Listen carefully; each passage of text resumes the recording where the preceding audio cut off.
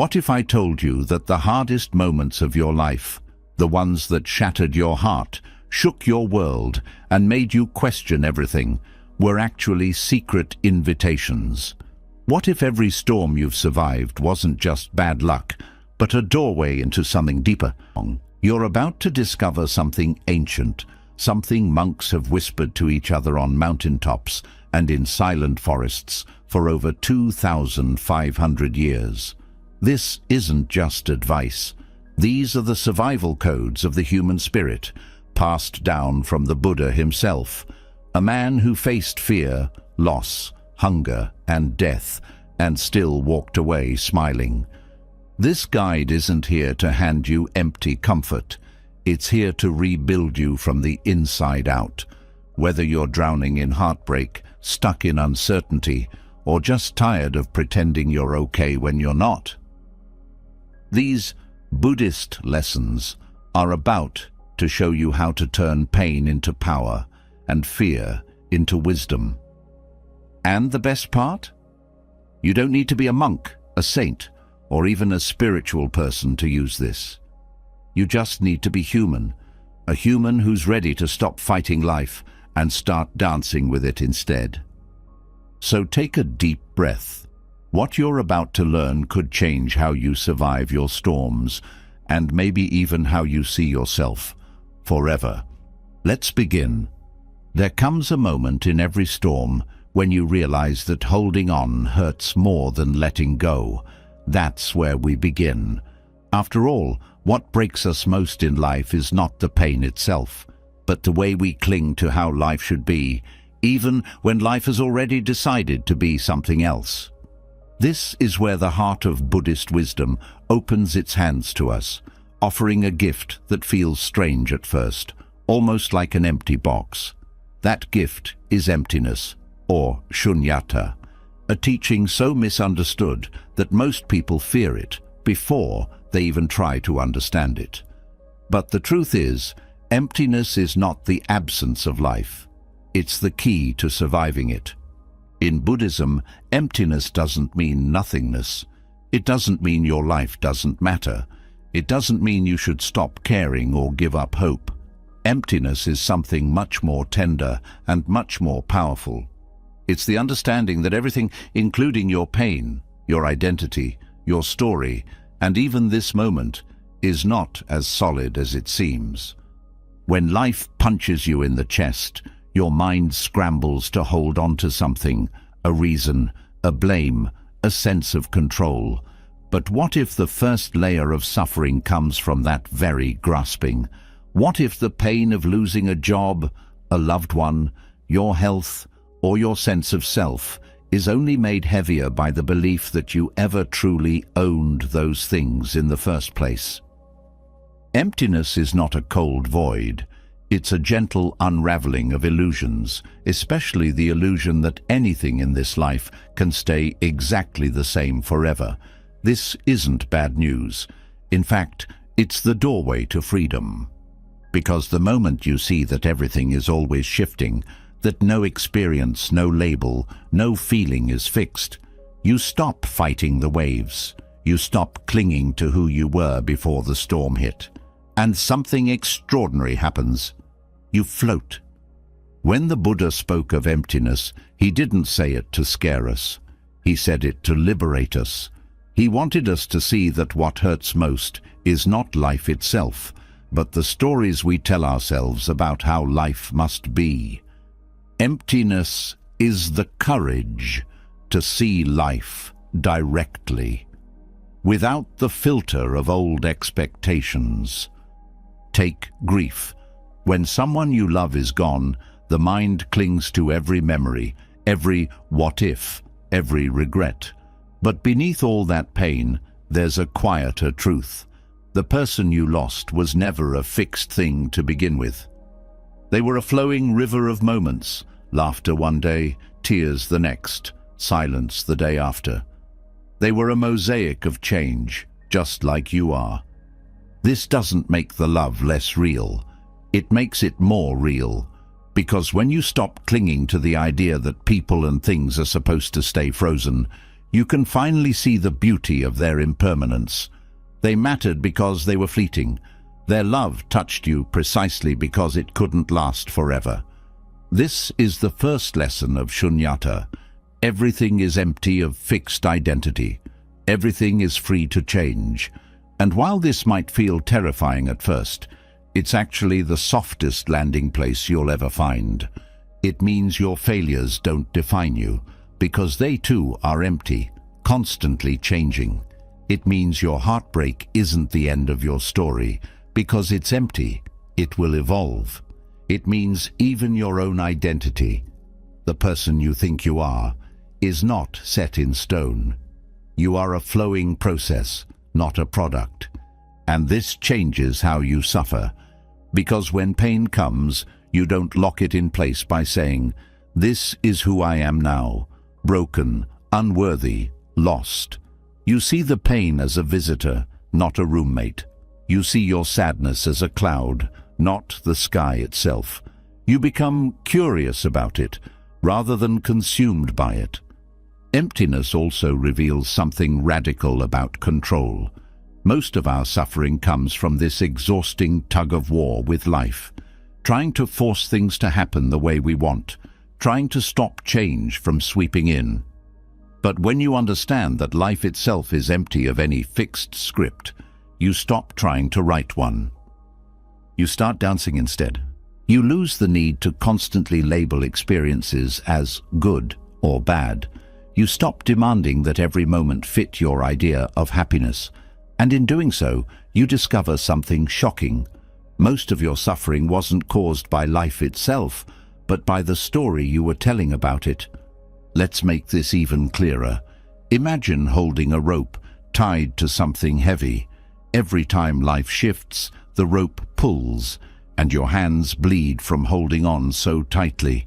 Emptiness is the wisdom that lets you drop the rope. It doesn't mean you don't care. It means you finally understand that holding on so tightly is the reason you're bleeding. When you drop the rope, something stunning happens. You realize you can still love without clinging. You can still care deeply without controlling.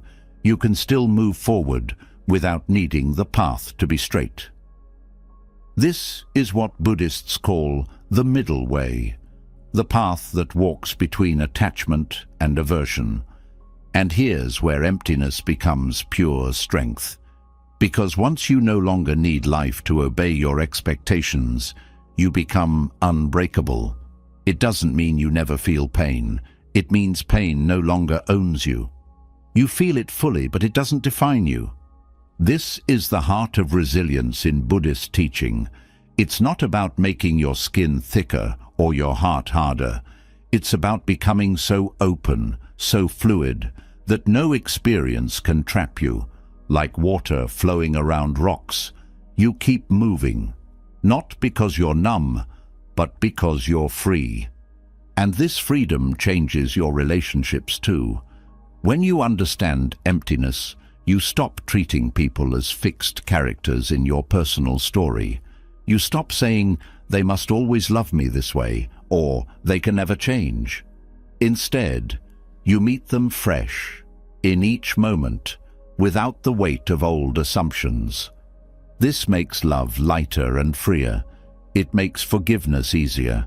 It makes conflict less personal, because you see that everyone, even the people who hurt you, is just as empty and ever-changing as you are. When life gets hard, when you lose the job, the person, the dream, emptiness gives you a secret power.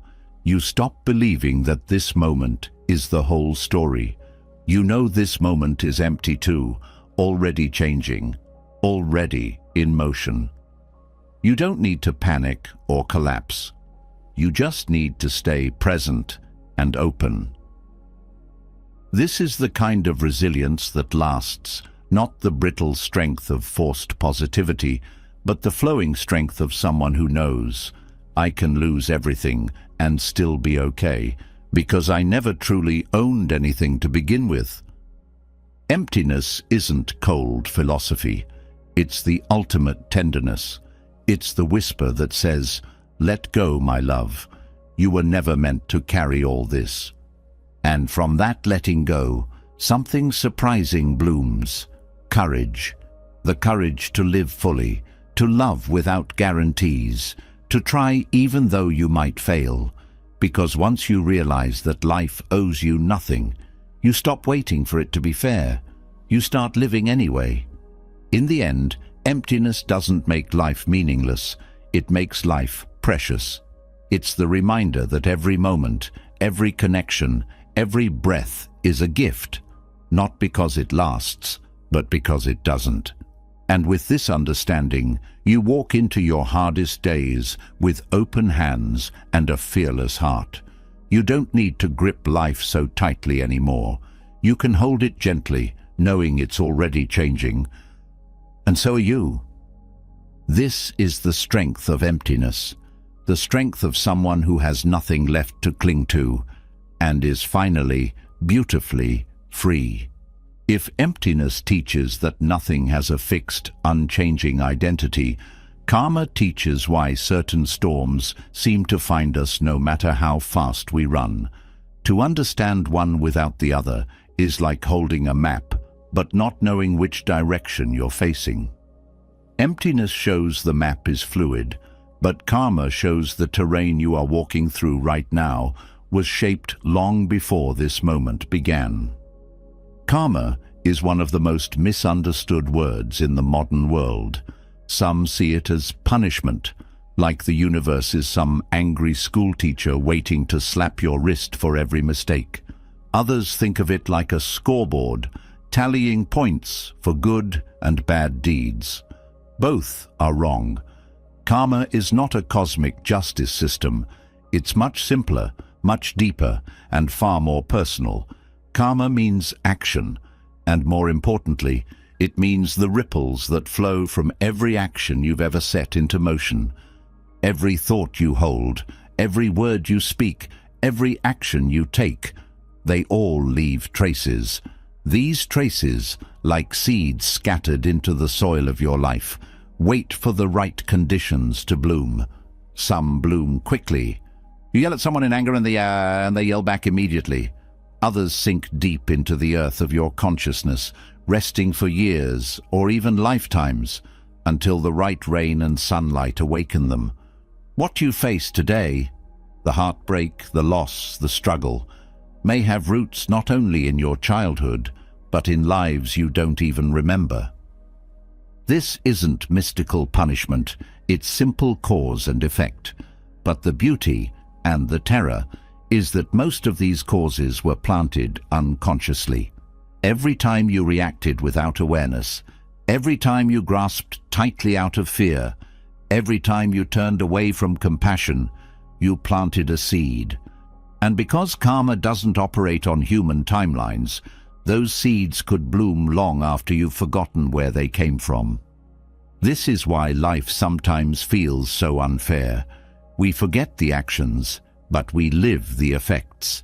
And because human memory is short, the mind creates a new story. This is happening to me, not because of me. We feel like victims of fate, not participants in it. But karma is not fate. Fate is something that happens to you. Karma is something that flows from you, whether you see it or not. When hardship arrives, Buddhist wisdom does not ask you to blame yourself or to collapse into guilt. Guilt is just another form of self-attachment.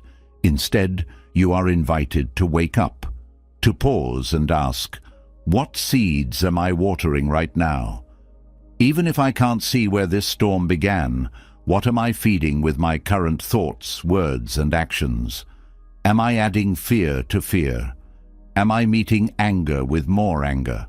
Or am I choosing to plant a different seed, even in this bitter soil? Karma doesn't mean every painful thing in your life is your fault. It means every painful thing is an opportunity to respond differently than you did before. This is how karmic cycles break, not through punishment, but through conscious response. Every time you choose awareness over reaction, compassion over blame, presence over escape, You interrupt a cycle that might have been spinning for lifetimes. Difficult times are where karma ripens the fastest. This is because suffering forces you to face what you usually avoid. When life is easy, it's simple to cover your blind spots with comfort, distraction, and busyness. But suffering tears off the mask. It exposes where you are still clinging, where you still believe life owes you something, where you're still fighting reality. This exposure hurts, but it's also the only place real growth happens. When you begin to see hardship as karmic weather, not a punishment, but a natural unfolding of past conditions, everything changes. A storm doesn't mean the sky hates you. It just means certain winds were already moving before you woke up this morning. You don't have to take it personally, but you do have to decide, how will I walk through this rain? Will I curse the sky, or will I learn how to dance in the downpour? Understanding karma also dissolves the illusion of being a lone victim in a cruel world. Your karma is not separate from others. Every action ripples outward, touching lives you may never meet again. The harsh words you spoke to a stranger years ago might have fueled the anger they carried home to their child. The kindness you offered to someone who felt invisible might have saved them from stepping off a ledge. Every action plants seeds, not only in your own life, but in the collective field we all walk through together. This means that even your personal suffering is rarely personal. It's connected to countless invisible causes, cultural, historical, ancestral, all merging into the present moment. This doesn't remove your responsibility, but it adds perspective. You are not a single player in a private tragedy. You are part of a vast, shared web of cause and effect. This is why wisdom in difficult times is not found in asking, "Why me?" but rather in asking, "What now?" The past has already ripened into this moment. You cannot unplant old seeds, but you can choose how you respond. Every response becomes the seed of future experience. Meet this moment with bitterness, and you water bitterness. Meet it with presence, and you water freedom. Karma also teaches patience. Some suffering is old, ancient even, arising from causes you will never fully understand. This is why not every storm will disappear just because you meditate or pray or practice kindness for a week. Some seeds take years to bloom. Spiritual practice is not a quick fix. It's a way of changing what you plant from now on. This is why Buddhist resilience is so different from blind optimism. It doesn't promise that if you just think positive, everything will turn out fine. It teaches instead that every action matters, even when you can't see the results right away. Every time you pause instead of reacting, every time you choose compassion instead of anger, every time you breathe into fear instead of running from it, you are planting new seeds, even if the ground seems barren. This is also why blaming yourself for your suffering is pointless. Self-blame is just another form of ego attachment, the belief that everything is about you. But karma is vast, impersonal, and complex. The same storm might be ripening seeds planted by your ancestors, your culture, and countless others whose actions shape the world you live in. Your responsibility is not to figure out every cause, but to respond wisely to whatever arises now. When you really grasp karma, you stop demanding life to be fair in the way the ego wants. You see that fairness is not the point. Growth is. Every storm is both a mirror and a teacher. It shows you what's still unresolved in you, and it offers you the tools to respond differently. It holds up a mirror to your past reactions and asks, will you react the same way again, or will you create a new ending to this story? Difficult times become training grounds. Every insult, every setback, every heartbreak becomes a place to practice. You stop asking life to be easy, and instead, you become skilled at meeting life as it is. This is the resilience that karma builds, not the false resilience of gritting your teeth, but the true resilience of seeing every moment as a seed of the future. Even in your darkest moments, you are still planting something. Even when you feel powerless, you are shaping what comes next. This is the secret strength of karma. It reminds you that you are never truly powerless. You can't change the storm that's already falling, but you can choose how you walk through it. And that choice matters. This understanding doesn't make pain disappear, but it makes pain meaningful. You stop seeing suffering as punishment and start seeing it as a teacher. You realize that every tear, every moment of doubt, every trembling breath in the night is part of your training. Training to respond with wisdom. Training to break cycles that might have trapped you for lifetimes. Training to leave the path clearer for those who walk after you. This is how karma becomes not just a law, but a path to freedom. Not a prison, but a doorway. And every time you walk through that doorway with awareness, you rewrite your future. If understanding karma opens your eyes to why life's storms arrive, the Bodhisattva path teaches you something even more radical. That these storms are not obstacles at all. They are your sacred ground. They are not just something to survive, they are something to serve. Every difficulty becomes a doorway, not just for your own growth, but for the healing of the entire world.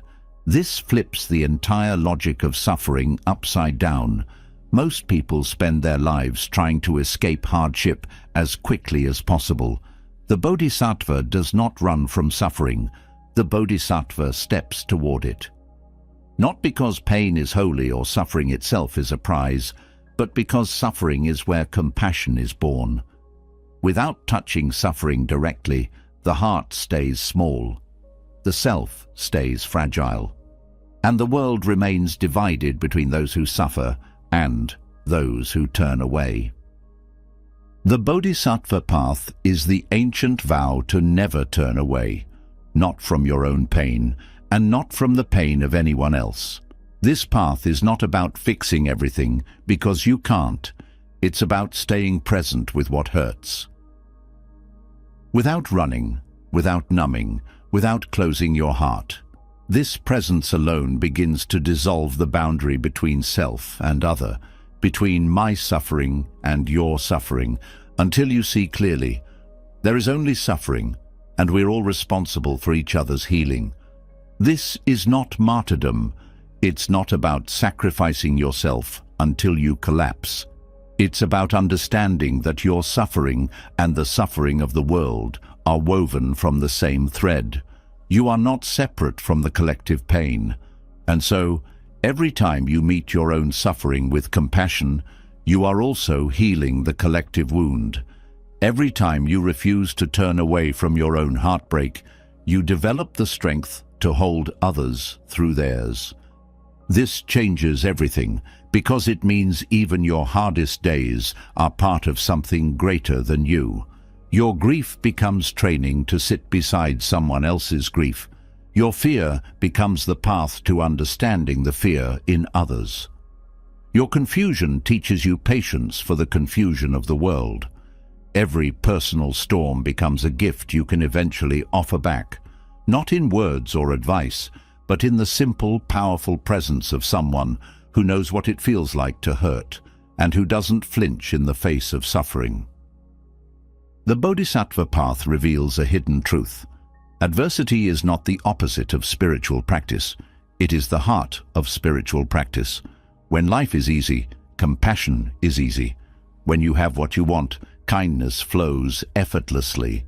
But true compassion, the kind that can heal the world, is forged in the fire of not getting what you want. It is tested when life breaks apart and you are left with nothing but your raw humanity. If compassion can bloom there, in the soil of your own heartbreak, it can bloom anywhere. This is why the Bodhisattva sees every difficulty as sacred, not because pain itself is sacred, but because pain is where your heart breaks open, and an open heart is the only thing strong enough to hold this world as it is. The Bodhisattva does not pray for an easy life. The Bodhisattva prays for the courage to stay open no matter what life brings. This does not mean passively accepting injustice or abuse. Compassion is not weakness. In fact, the more you practice compassion through hardship, the clearer your boundaries become. When you meet your own suffering with love, you begin to understand that no one deserves to suffer unnecessarily, including yourself. Compassion gives you the strength to say no to injustice, to cruelty, to the voice inside you that says you are not worthy of love. Real compassion stands up, not with anger, but with clarity. This path also dissolves the question most people ask during hard times: why me? The Bodhisattva asks a different question: how can this be used for the benefit of all beings? This doesn't mean bypassing your pain or pretending to be wise when you feel broken. It means knowing that even in your brokenness, you have something to offer. Sometimes what you offer is your vulnerability. Sometimes it's your honesty. Sometimes it's simply the willingness to keep your heart open when it would be easier to shut down. This offering is not always seen. The world might not notice your quiet acts of courage, but the Bodhisattva does not act for applause.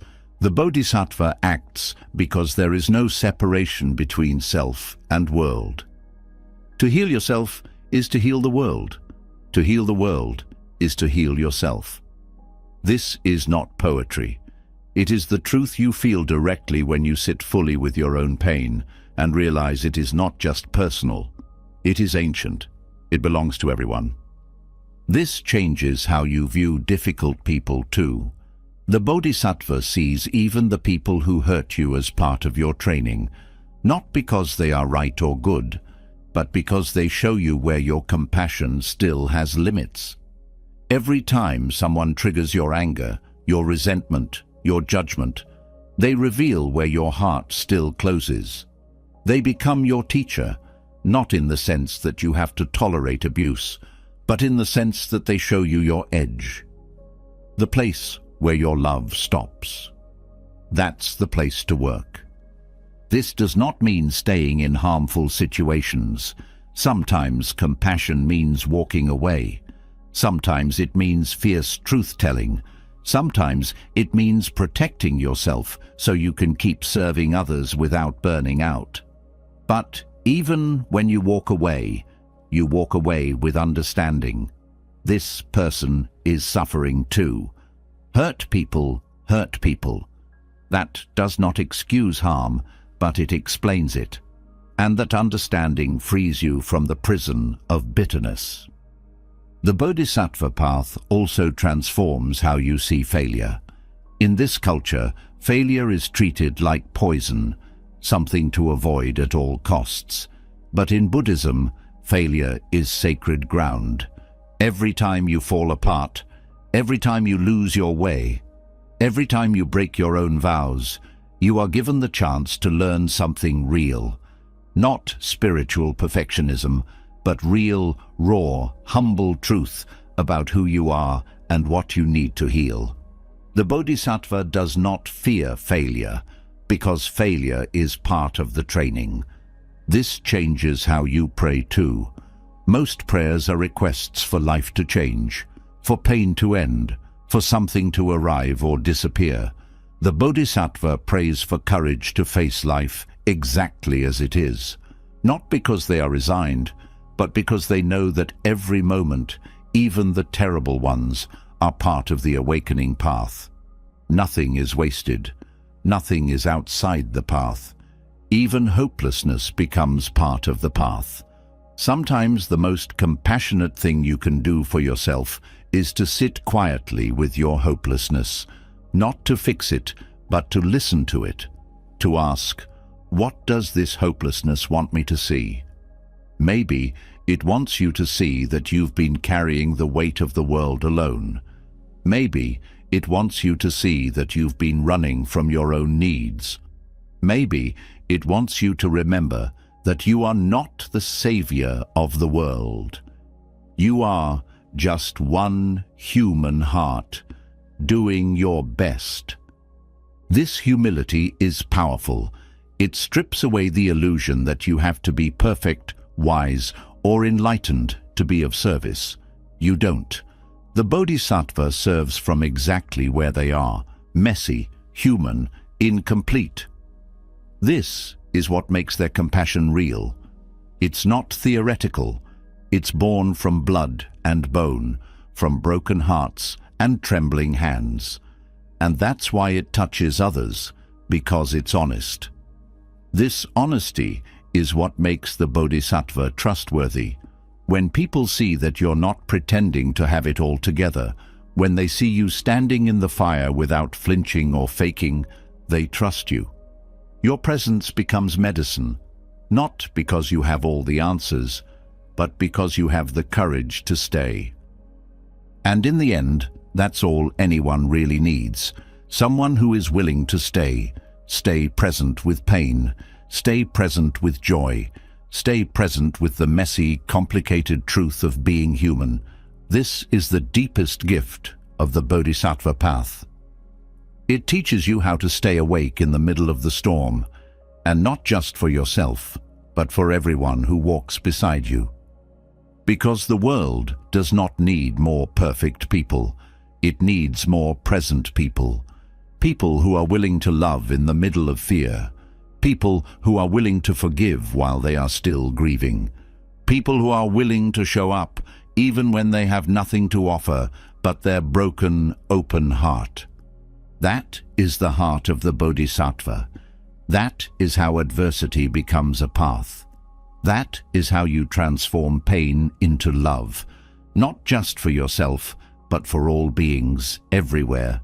Even the Bodhisattva, standing firm in the heart of life's storms, needs a compass. Compassion alone does not erase confusion. Courage alone does not provide direction. And in the chaos of personal and collective crisis, when everything feels too fast, too raw, and too uncertain, clarity becomes priceless. This is where the Buddha's very first teaching arrives, not as abstract philosophy, but as a survival map for the human spirit. The Four Noble Truths are often presented as ancient doctrine, but they were never meant to sit on shelves or inside temple walls. They were designed for times exactly like these, times when the ground disappears beneath your feet and the future looks impossible to predict. They are not just truths to believe. They are steps to follow when you don't know where to step next. They do not remove suffering. They teach you how to walk through it without losing yourself. The first truth lands like cold water on the skin. It does not soften the message or hide reality behind comforting lies. The first truth says, there is suffering, not as a punishment, not because you failed at life, not because something is wrong with you. Suffering exists because to be human is to live in a world that constantly changes, a world where what you love can disappear and what you fear can come closer than you ever wanted. This truth is not cruelty. It is compassion at its sharpest point. When you see suffering as part of life's natural fabric, you stop treating it like a mistake that needs to be erased. You stop asking life to be something it can never be, perfectly safe, perfectly fair, perfectly predictable. This doesn't mean giving up hope. It means learning to replace false hope with real resilience. False hope says if you do everything right, nothing bad will happen. Real resilience says, even if everything falls apart, you will still have the capacity to respond with wisdom and courage. The first noble truth removes the illusion that life owes you comfort, but in doing so, it offers a deeper comfort, the comfort of truth itself, the comfort of no longer needing to resist reality, The second truth doesn't just explain suffering. It points directly at why suffering deepens into misery. Suffering happens because life changes, but misery happens because the mind clings. It clings to comfort. It clings to identity. It clings to people staying exactly as they were. It clings to the belief that life should follow your plans. And when life refuses to obey, the mind contracts, tightens, lashes out, or shuts down. The second truth shines a light on this habit. It asks you to see, not with shame, but with clear eyes, how your own craving multiplies your pain. Loss hurts, but clinging to what's already gone turns pain into torment. Uncertainty is uncomfortable, but craving absolute control turns discomfort into paralysis. This truth is sharp, but it is not judgmental. It does not say you are bad for craving. It says, look how craving controls you, and then ask, is this the only way? This leads directly to the third truth, which some people misunderstand as a promise to end all suffering forever. But the third truth is more subtle than that. It does not say life will become painless. It says freedom from unnecessary suffering is possible. This freedom does not come from controlling life. It comes from releasing the craving that controls you. This is not about becoming indifferent. It is about loving life without strangling it. It means learning how to hold everything, people, dreams, even your own identity, with open hands. When suffering comes, you do not collapse into self-pity. When joy comes, you do not demand it stay forever. You meet each moment as it is, with nothing left to grip. This freedom feels like spaciousness. Even in crisis, there is space between pain and reaction. Even in loss, there is space between sadness and despair. This space is not emptiness in the painful sense. It is emptiness as possibility. The possibility to respond wisely instead of reacting blindly. And this space grows every time you practice seeing your craving, naming it, and letting it soften instead of tighten. The fourth truth turns all of this insight into action. It does not leave you with abstract wisdom. It lays down the path you walk, step by step, to make these truths real in your daily life. This path, the Noble Eightfold Path, is not a list of rules. It is a training ground for your whole being. It trains your view, your thoughts, your words, your actions, your work, your effort, your focus, and your heart itself. Right view is the wisdom to see that everything is interconnected and impermanent. In crisis, right view reminds you that no matter how isolated you feel, your pain is not personal. It arises from countless conditions, many outside your control. This releases the toxic belief that suffering means you failed. Right view replaces self-blame with humility, the humility to know you are part of something larger than your personal story. Right intention is the willingness to meet each moment, even the hard ones, with compassion instead of self-protection. In crisis, this means refusing to let fear harden your heart. It means even when you are afraid, you choose to cause no harm, neither to yourself nor to others. This intention becomes your inner compass when everything outside feels chaotic. Right speech means, in crisis, you choose your words carefully, because words can either stabilize the storm or make it worse. You don't suppress your truth, but you speak it with care, knowing that every word plants a seed. Right action means, even in pain, you act with integrity. You don't use suffering as an excuse to abandon your values. Even when no one is watching, you choose kindness over cruelty, honesty over lies. Right livelihood means you examine not only what you do for work, but how you contribute to the world, especially in crisis.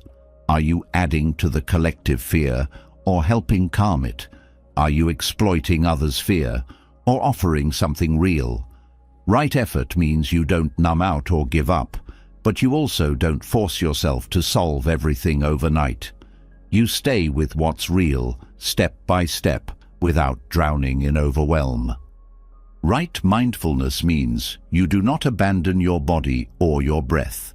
In crisis, it's easy to live entirely in the mind, spinning stories, predicting disasters. Right mindfulness brings you back to now, to this breath, this sensation, this moment. This grounds you when everything feels unstable. Right concentration means even in the storm, you cultivate inner stillness, not by suppressing thoughts, but by focusing your attention on what is steady, your breath, your body, your core values. This stillness is not escape. It is the ground beneath your feet, the clarity that lets you see through panic and make wise choices. Together, these 8 practices are not a checklist. They are a way of walking, a way of living every day, especially when life hurts. You don't wait until crisis is over to practice them. You practice them in the middle of the storm, even when you feel weak, even when your heart shakes. This path does not promise you won't suffer. It promises you will suffer wisely. It promises that suffering will not be wasted. It will become your teacher, your training ground, your offering back to the world. Every step you walk with awareness becomes a blessing to those who come after you, because your courage to meet your suffering with wisdom makes it easier for others to do the same.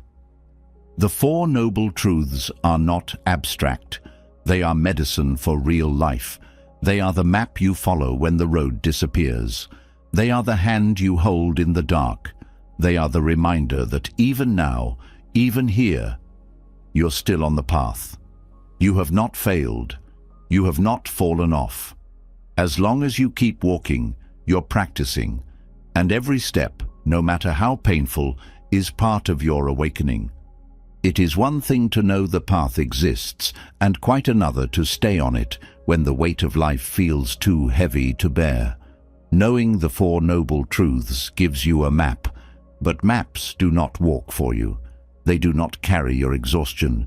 They do not quiet the noise inside your mind when fear, grief, and frustration start screaming all at once. This is where the practice of samadhi enters, not as philosophy, but as the inner power that helps you hold steady when everything else pulls you apart. When most people hear the word meditation, they think of relaxation, they think of stress relief or a peaceful state of mind. But this is not the kind of meditation that builds endurance. Samadhi is something far deeper, far sharper. It is the ability to bring the mind to such complete stillness, such unshakable focus, that the usual storms of thought and emotion lose their power to pull you away. It is not about escape. It is about becoming unmovable right in the middle of life's chaos. This kind of concentration does not happen by accident. It is built the way strength is built, through deliberate practice, through friction, through sitting with exactly what you would rather avoid. Every time your mind wanders and you gently bring it back, you are training the muscle of endurance. Every time you stay present with a painful feeling instead of distracting yourself, you are learning how to bear the unbearable. This is the heart of meditative endurance, the willingness to stay with reality as it is, without needing to escape into fantasy, denial, or reaction. This skill is rare because it requires facing the part of you that always wants to run. It asks you to sit directly in the fire, not because you enjoy suffering, but because you want to know the truth beneath it. And the truth, once you are still enough to see it, is that pain itself does not break you. It is the inner resistance to pain that shatters the heart. Samadhi teaches you how to stop resisting, not by collapsing into helplessness, but by learning to hold your attention steady, even when the mind screams for relief. When you sit in this depth of stillness, something astonishing happens. You discover that the mind is bigger than the pain it holds. The storm no longer fills the whole sky. It becomes a passing cloud, and beneath it, the ground of your awareness remains unshaken. This unshaken awareness is not cold detachment. It is warm presence, the kind of presence that can hold grief without drowning, that can hold fear without panicking, that can hold anger without exploding. It is not suppression, it is containment, the ability to hold energy without needing to discharge it right away. This containment gives you time to choose how you will respond, to choose what kind of person you will become under pressure. Without this kind of inner stillness, suffering triggers endless chain reactions. Pain turns into panic. Panic turns into blame. Blame turns into destructive action. And suddenly, you are not only suffering, you are creating new suffering for yourself and others. Samadhi breaks this chain. It creates a pause, a space between what happens and how you respond. In that space lives your freedom. This is why Samadhi is called a power, not just a practice. It gives you control over your own attention, and attention is the doorway to everything else. Without control over attention, you cannot choose what to focus on. You cannot see reality clearly. You are dragged by every impulse, every craving, every fear. With strong samadhi, you gain the strength to decide where your mind will rest, even in the middle of pain, even when the world is falling apart. This is not magic, it is training. Just as a runner trains to build endurance mile after mile, you train your mind by sitting down day after day and facing yourself with honesty. Sometimes your mind will fight. Sometimes it will beg to escape into distraction. Sometimes it will create stories so convincing you forget they are stories. The training is to see through all of it, to stay with the simple reality of breath, body, and awareness itself. Over time, this steadiness becomes part of you. It follows you off the cushion and into your life. In arguments, you notice the impulse to speak in anger, but you do not act on it. In fear, you notice the tightening in your chest, but you do not run. In loss, you notice the ache of grief, but you allow it to pass through without collapsing. This is the gift of meditative endurance, the ability to feel everything without being possessed by any of it. This steadiness also reshapes your sense of time. When suffering arrives, the mind panics, not just because the pain is intense, but because it projects the pain into the future. It believes this moment will last forever. Samadhi interrupts that belief. It brings you back to just this breath, just this moment, and reminds you, no feeling is final. This direct knowing dissolves despair, because despair thrives on the belief that suffering is endless. The deeper your concentration grows, the more you discover a different kind of strength. A strength that does not come from willpower or control, but from allowing everything to rise and fall without clinging to any of it. This is not passivity. It is radical presence, the ability to stay awake through discomfort, through boredom, through fear, because you trust reality more than you trust your own thoughts about reality. This level of trust does not come from belief. It comes from direct experience. Every time you sit still through a difficult feeling and watch it pass without needing to fix or fight it, you gain unshakable confidence in your own resilience. You learn, not intellectually but in your bones, that you can survive what you thought would break you. This knowledge cannot be given to you by a teacher or a book. It comes from the practice itself. Over time, samadhi rewires your relationship to suffering. Suffering no longer feels like an emergency that demands immediate escape. It becomes a visitor you know how to sit with. Not because you enjoy pain, but because you have learned the deeper truth. Pain is not the enemy. Unconscious reaction is the enemy. When you hold stillness in the face of suffering, you break the habit of reaction. You interrupt the ancient cycle of panic and craving that keeps suffering alive. This is why deep concentration practice is considered essential in Buddhist training. Without it, wisdom remains theoretical. You might understand impermanence intellectually, but without concentration, the first wave of suffering knocks you over anyway. You might know attachment causes suffering, but without concentration, craving still controls your choices. Samadhi bridges the gap between understanding and real freedom. This is why it is called endurance. It is the strength to stay awake through every season of life, not just the pleasant ones. It is the strength to sit with your loneliness instead of running to distraction. It is the strength to breathe through fear instead of reacting in anger. It is the strength to watch your own mind without believing everything it says. This strength does not make you cold. In fact, it makes you more tender, because the more you see your own suffering clearly, the more you understand the suffering of others. The same stillness that holds your pain also holds compassion. Not because you force yourself to feel kind, but because stillness itself reveals the shared human heart.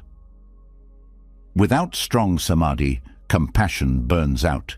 You care for others until your own pain overwhelms you. With samadhi, compassion grows deeper because your own pain no longer frightens you. You have seen its nature. You know it rises and falls. You know it cannot destroy the mind that sees it clearly. This fearlessness allows you to sit with the suffering of the world without drowning in it. In the end, meditative endurance is not about becoming a perfect meditator. It is about becoming a human being who can stay present no matter what comes. It is about learning to trust your own awareness more than your fears. It is about discovering that inside the heart of every storm, there is a stillness that was never harmed. And that stillness is who you really are. This is not a belief to cling to. It is a truth to discover for yourself, breath by breath, as you learn the art of staying. And when you can stay, truly stay, in your own suffering without running, you gain the strength to hold others too. This is the strength the world needs most. The kind of stillness born from deep concentration does not erase uncertainty. It does something even more important. It teaches you how to stand calmly inside uncertainty without needing quick answers or forced control. This is a rare strength because human minds are wired to crave certainty like air. But life does not offer certainty, no matter how much effort you throw at it. This craving for solid ground is at the root of so much suffering, not because certainty exists somewhere and you just haven't found it yet, but because certainty itself is a misunderstanding of life's nature. And this is where the Heart Sutra enters, like a bright flare cutting through the night sky. The Heart Sutra is not long. In fact, its power comes from how much it strips away. It does not hand you comforting beliefs. It does not offer promises that everything will work out the way you want. Instead, it drops a truth so radical, so direct, that it cracks open the very foundation of fear itself. The Heart Sutra declares, "There is no solid ground to stand on, and that is your freedom." This teaching can feel terrifying if you hear it with the ordinary mind. The part of you that wants answers, guarantees, control. But the Heart Sutra is not speaking to that part of you. It is speaking to the part of you that is already free, the part that knows how to float in open space without panic, the part that does not need a map because it knows how to trust the sky itself. The famous mantra at the heart of the sutra, Gate Gate Paragate Parasamgate Bodhisvaha, is not just ancient poetry. It is a direct instruction on how to move through uncertainty, not by fighting it, but by surrendering to its flow. The words themselves are often translated simply as gone, gone, gone beyond, utterly gone beyond, awakening, so be it. But these words only come alive when you understand what they are asking you to release. Each gate is a call to let go of the illusion of fixed ground. The first gate invites you to release your grip on external certainty, the belief that safety will come from controlling the world around you. The second gate asks you to release your grip on internal certainty, the belief that safety comes from controlling your own thoughts and feelings. Gone beyond is the moment when you step completely outside the illusion that life can ever be made stable. It is not resignation, it is relief. The relief of no longer trying to force water into the shape of stone. Utterly gone beyond is the point where you float freely, no longer demanding that life become predictable before you can relax. This is the wisdom of the Heart Sutra. Nothing is fixed, and that is not a flaw in the design. It is the very nature of freedom itself. When you stop demanding guarantees, you discover something surprising. What you were really seeking was not certainty. It was the peace that comes from trusting life directly, without conditions. This trust is not blind optimism. It is the deep confidence that even in chaos, even in loss, even in groundlessness itself, awareness can remain steady. You do not need certainty to walk forward. You do not need answers to take the next breath. All you need is the willingness to take each step without needing to see the entire path. The mantra becomes a lifeline when fear rises, because it speaks directly to the part of you that already knows how to let go. Every repetition is a reminder. You do not need to hold on to anything, not even your own idea of who you are, to survive this moment. Gone, gone, gone beyond, utterly gone beyond. Each phrase dissolves another layer of clinging. First, the clinging to control, then the clinging to identity, then the clinging to the belief that suffering can only end if life becomes perfect. Finally, the last clinging, the clinging to the illusion that there is any separate you that needs protecting at all. This is not intellectual. It is felt directly when you repeat the mantra, not as a wish, but as a letting go in real time. You drop the need to know how this crisis will end. You drop the need to solve every problem immediately. You drop the need to defend your pride, your role, your story. And as each layer drops, what remains is pure presence, awake, raw, fully alive, and strangely fearless. This fearless presence is not bravado. It is the fearlessness that comes from knowing you can lose everything and still be whole. Because what you truly are was never your job, your health, your reputation, or your plans. What you truly are is the awareness that has watched every version of your life rise and fall. That awareness cannot be broken because it was never a thing in the first place. It is the open space in which life happens. And that space has never been harmed. The Heart Sutra calls this realization the perfection of wisdom, but it does not mean intellectual understanding. It means seeing directly that there is nothing to hold on to, and therefore nothing to fear. Every loss teaches this if you let it. Every broken plan reveals this if you stop resisting. Every uncertain future points back to this present breath, where life actually happens. This is why the Heart Sutra does not comfort you with promises of a happy ending. It gives you something much better, the direct taste of freedom within the storm itself. The mantra does not change your circumstances. It changes how you meet them, until you see that fear itself was always a misunderstanding of what you are. The practice is simple, but not easy. When fear rises, you silently repeat the mantra, not as a magic spell to erase fear, but as a reminder to let go into the fear, to walk forward without needing guarantees. This trains the heart to become comfortable in open space, and over time, the open space feels more trustworthy than the illusion of control ever did. This shifts your whole orientation to life. Instead of using spiritual practice to get what you want, you use it to learn how to want nothing from life except reality itself.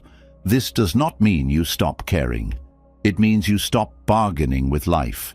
You no longer say, "I'll be okay only if things go my way." You say, "I'll be okay because I no longer need life to go my way." That is ultimate freedom, and it is available not after the storm, but right in the middle of it.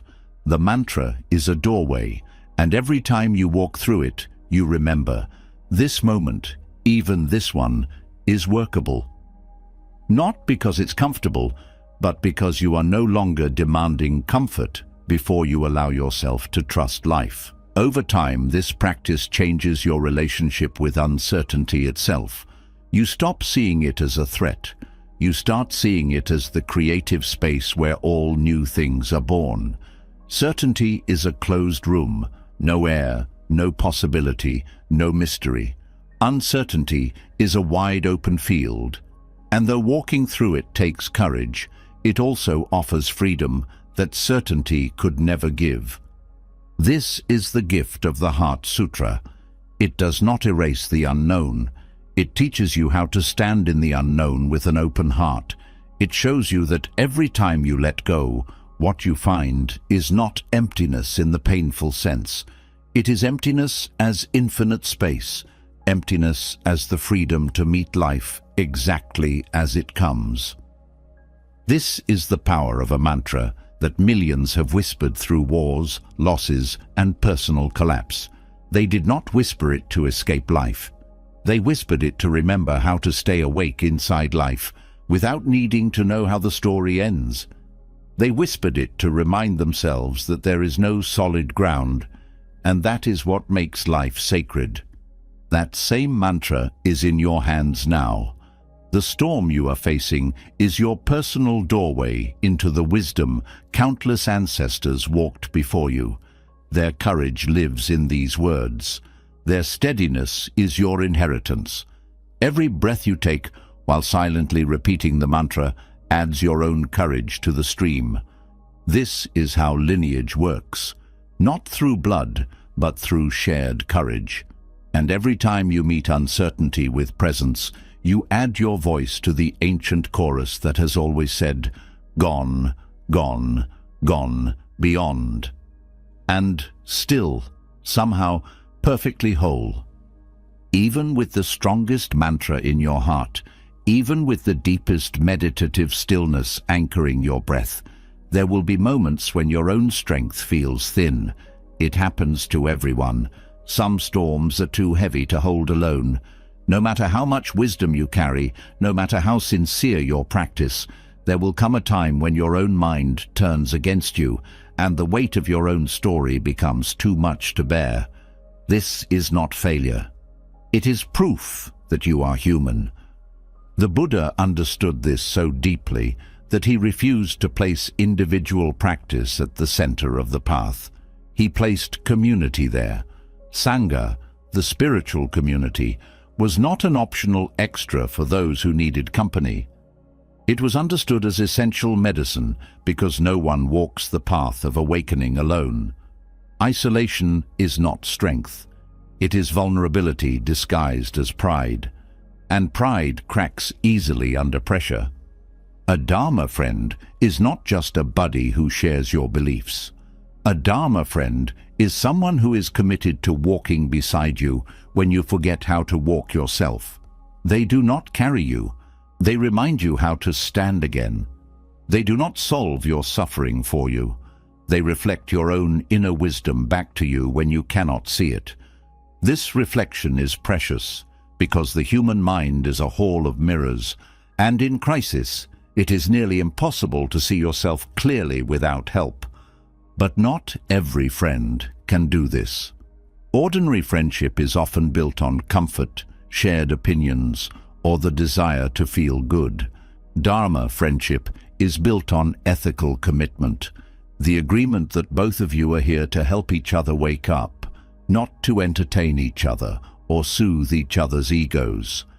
This makes Dharma friendship fierce love, the kind of love that holds up a mirror when you want to hide, the kind of love that stays when you want to run.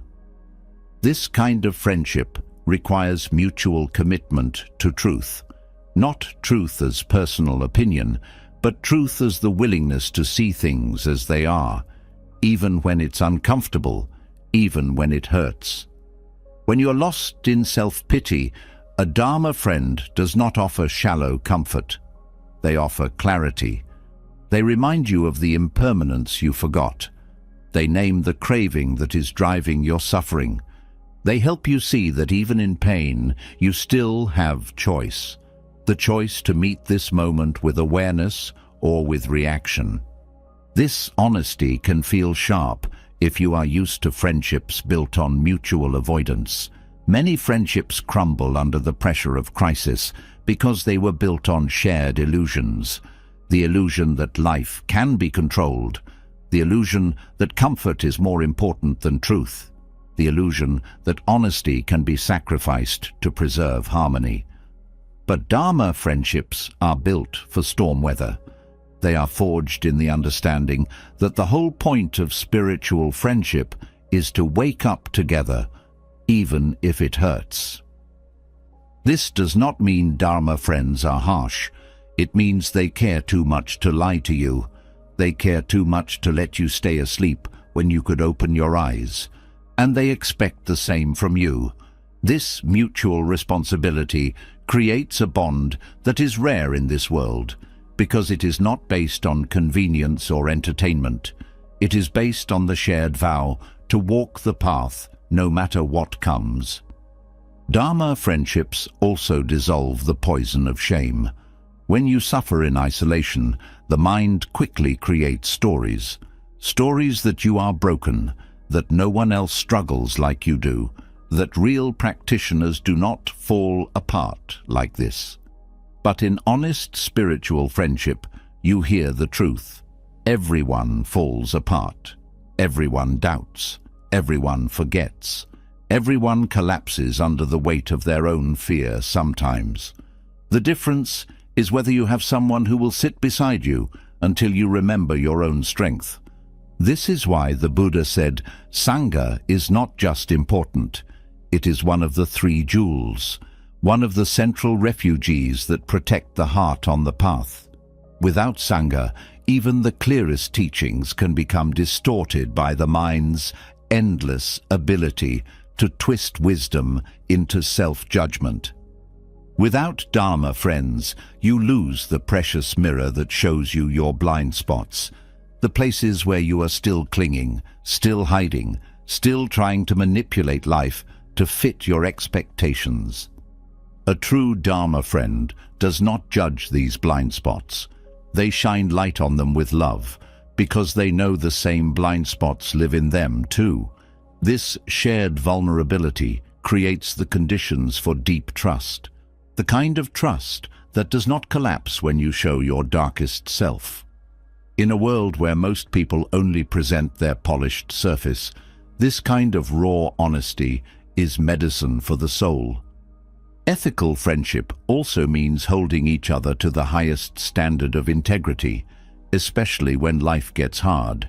In crisis, it is easy to justify cutting corners, saying cruel words because you're in pain, abandoning your practice because life feels unfair, blaming others instead of looking inward. A Dharma friend does not allow you to shrink like this. They remind you of your vows, not as punishment, but as a reminder of your own dignity. This accountability is not control. It is love. It is the kind of love that says, I see you as bigger than this moment. I see the wisdom in you, even when you forget it yourself. I know you are capable of meeting this storm with courage, because I have seen you do it before, and I will sit with you until you remember how to do it again. This is why Dharma friendship is not built quickly. It is forged over time, through shared practice, through shared silence, through the courage to tell each other the truth. It grows strongest when life breaks apart, because that is when the depth of the bond is tested. Anyone can be kind when life is easy. A real Dharma friend stays when life burns. This kind of friendship also protects you from spiritual isolation, the belief that your practice is only about your own awakening. The Buddha's path was never solitary. Even after his enlightenment, he sought companions, because awakening is not personal property. It is collective liberation. Every time you sit with your own suffering instead of projecting it onto others, you make the world a little gentler. Every time you help a Dharma friend return to their own wisdom, you lighten the collective load. In crisis, this collective aspect becomes even more essential. Personal suffering often blinds you to the suffering of others. But when you are held in the arms of real community, you remember that your pain is not private. It is shared. And every step you take toward clarity benefits everyone around you. Not because you are teaching them, but because your presence itself becomes a refuge. This is why finding or building Sangha is not optional for deep practice. Without Sangha, you become lost in your own mind. With Sangha, you become part of something larger than yourself, a living stream of support, accountability, honesty, and shared courage. This stream carries you when your own strength runs dry, and you become part of the current that carries others in their hard seasons. Sangha does not need to be large. Even two people who share real commitment to truth can form a complete refuge. What matters is not numbers, but depth. The depth of mutual care, the depth of honesty, the depth of the shared vow to walk the path, no matter how hard it gets. This vow transforms friendship into spiritual refuge, a shelter that stands even when personal comfort disappears. Dharma friendship also dissolves the illusion that independence is strength. Western culture often glorifies self-sufficiency, but the Buddha's teachings are clear. Interdependence is the path. Needing others is not weakness. It is wisdom. It is the recognition that we awaken together or not at all. In crisis, this understanding becomes life-saving. When your own mind turns against you, you borrow the clarity of your Dharma friends until you remember your own. When fear makes you forget your practice, you lean into the practice of the Sangha until your hands stop shaking. This borrowing and offering of strength is not charity. It is spiritual survival. Over time, the line between giving and receiving blurs completely. Your Dharma friends are your refuge one day, and you are theirs the next. This mutual care creates a community strong enough to hold any storm, because no one is asked to hold it alone. This is the power of Sangha, the power of shared awakening, the power of belonging to a lineage of courage that stretches back to the Buddha himself. Even the Buddha, with all his wisdom, did not walk alone. Neither should you. Even with the hands of your Dharma friends holding you steady, and the warmth of Sangha reminding you that you are not alone, there is still a part of the mind that resists. It is the part that whispers, "This needs to be over now." It is the desperate voice that cannot sit still inside uncertainty. It wants resolution, clarity, answers, and it wants them immediately. This urgency feels almost physical, like an itch inside the bones. But underneath that urgency lies a misunderstanding that causes endless suffering. The mind believes in time the way it believes in gravity. It treats past and future like real places, solid and waiting. It thinks suffering is a timeline problem. If you could just escape the current moment and arrive at a better one, peace would return. This is why people beg for fast solutions. They believe relief exists somewhere else, somewhere in the future, where the storm has passed, where healing is finished, where life makes sense again. But Buddhist wisdom offers a deeper truth, one that breaks this whole story apart. Time itself is not what you think it is. What you call the future is nothing but a thought arising now. What you call the past is nothing but a memory appearing now. The only actual reality is this moment, this breath, right here. Everything else is a projection, a habit of mind confusing thoughts for reality. This matters in crisis because urgency feeds on time. The more you believe peace exists in the future, the more desperate you become to get there faster. Every spiritual bypass, every unhealthy shortcut, every desperate grab for relief comes from this core illusion, the belief that healing is somewhere else, sometime later. But healing does not happen in the future. Healing only happens now, and now does not belong to time. This is what Buddhist temporal philosophy reveals. Time is not a river you float down. It is a mental construction. The past is already gone. The future has never existed. The only thing that ever happens happens now. And this now is not the product of the past or the seed of the future. It is a fresh arising, moment after moment. Understanding this dismantles urgency at the root. If there is no future to rush toward, what is the hurry?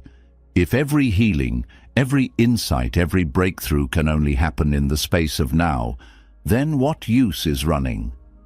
The race itself was a misunderstanding. You were already home, not because life became easy, but because the only place healing ever lived was inside the space you were too restless to notice. This shift does not make you passive. It makes you present. Instead of rushing to solve the unsolvable, you learn to care for what is here. Instead of demanding that pain disappear quickly, you become curious about what pain actually is, right now, not as a story about future suffering, but as a direct experience in this breath. This dissolves the craving for fast solutions because you no longer believe solutions live somewhere else. If peace cannot be found now, it will not be found later. This does not mean ignoring real action. It means understanding that action itself can only arise now, and only from clarity, not panic. The belief in time also creates false deadlines for healing. You think grief should be gone after a few months. You think you should be strong again by next year. You compare your timeline to others or to some internal calendar that says growth should happen faster. But growth does not follow human clocks. Healing unfolds at the speed of reality itself, and reality does not obey human impatience. This is why Buddhist practice teaches patience not as passivity, but as wisdom. Patience is what happens when you stop fighting the natural pace of life. It is the courage to meet each moment without demanding it hurry up. This kind of patience is fierce because it asks you to trust life's timing even when your heart is breaking. This trust is only possible when you see time for what it is, a mental habit, not a law of reality. The clock measures change, but it doesn't measure healing. Healing is not a product of hours passing. It is a product of presence deepening. Some moments reveal more truth in one breath than years of avoidance ever could. And some wounds take decades to soften because the mind resists meeting them fully. When you understand time this way, you stop bargaining with reality. You stop saying, "I'll be okay if this is over by next month." You stop setting deadlines for awakening. You stop treating spiritual practice like a race to the finish line. Instead, you become deeply intimate with now. You stop waiting for peace to arrive later. You stop postponing your own heart until conditions improve. This intimacy with now also dissolves the fear of the future, because you see clearly, the future is just a thought appearing now. It has no substance. It cannot harm you. All fear of the future is really fear of your imagination. Fear of a story the mind is telling itself in this very breath. This does not mean ignoring preparation or refusing to act wisely. It means acting without panic, because panic comes from believing the story is already real. This understanding transforms how you face crisis itself. Instead of seeing crisis as a bad period of time you need to escape, you see crisis as a series of moments, each one fresh, each one workable. You stop labeling the whole season bad and start meeting each breath inside the storm with curiosity instead of rejection. This attention to moment-by-moment reality does not mean forgetting the larger picture. It means understanding that the larger picture is always made of this moment. The healing you seek is not a future event. It's the way you meet this moment right now. If you meet this moment with clarity, you are already healing, not because the pain is gone, but because the relationship to the pain is no longer built on avoidance. This is the secret of timeless healing, the understanding that all healing is really the art of staying present, not waiting for the future to bring relief, but allowing this moment to reveal its full truth, including its pain, its beauty, and its wisdom. This is why Buddhist practice emphasizes direct experience over concepts. Concepts live in time. Experience only happens now. The craving to fix everything quickly comes from forgetting this. It comes from believing that peace lives in some future you have not reached. This belief turns every moment into a means to an end, something to rush through on the way to something better. But Buddhist wisdom asks you to reverse this completely. It asks you to treat this moment as the destination itself. Even if this moment hurts, it is still the only doorway to freedom. Avoiding it only postpones the meeting you will eventually have to face. This is why rushing never works. Healing cannot be forced. Insight cannot be scheduled. And wisdom does not arrive faster because you demand it. Wisdom arrives when you stop running away from now. This transforms even the idea of progress. The mind thinks progress means moving forward in time, but spiritual progress means deepening presence in this moment. The more fully you meet what is here, the more the habitual need to escape dissolves. This is real progress, not escaping pain, but meeting pain without resistance. When you see time this way, you also stop fearing backward steps, because you understand there is no backward. Every time old patterns arise, they do not erase your progress. They become part of the path. The path is not a line moving forward. It is a deepening spiral, always returning to now, but with new depth every time you meet yourself honestly. This changes your whole relationship with effort. When you believe in time, effort feels heavy, a constant struggle to move forward. When you see through time, effort becomes simply showing up for this moment fully. There's nowhere else to go. The destination was never in the future. It was always this breath, this body, this feeling. This understanding brings profound relief. The urgency softens. The racing mind slows. The body relaxes into the trust that nothing needs to be forced. This trust does not come from blind faith. It comes from seeing directly. Time is only a thought, and the freedom you seek has always been hiding inside this moment. you were too busy to fully enter. This is the freedom Buddhist teachers describe as the end of becoming, the moment when you stop waiting to become someone else in the future and instead meet yourself completely now. In that meeting, healing happens. Not later, but now. Not as an escape from now, but as the natural unfolding of presence itself. This is the invitation. Let go of rushing. Let go of fixing. Let go of trying to outrun your own heart. Come back to the only place healing ever lived. Here, now, in the silence beneath every craving. When the urgency to fix everything softens and the mind no longer races to escape the present, something else rises to the surface. Your voice.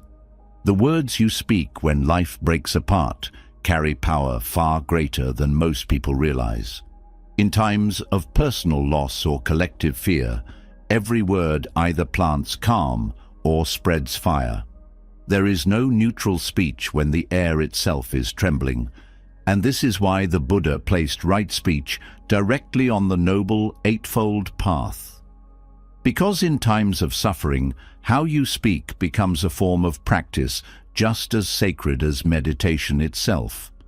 Speech is not just communication, it is action.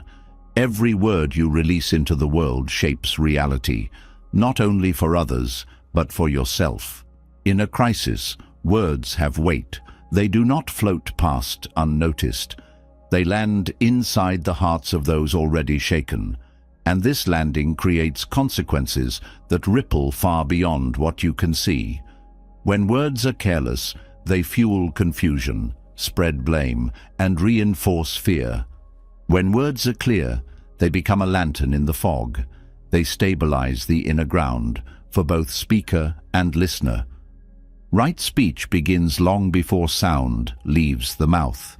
It begins at the root, the intention behind the words. When speech arises from fear, it carries the vibration of fear. When it arises from clarity, it carries the stillness of truth. In personal crises, most speech begins as self-protection, the urge to explain, defend, control, or blame. But Buddhist practice invites a pause. Before speaking, ask what the real intention is. Are you speaking to relieve your own tension or to offer something of value to the moment? This pause changes everything. It interrupts the automatic flow of reactive words and creates space for something wiser to emerge. The pause is the breathing room where right speech begins.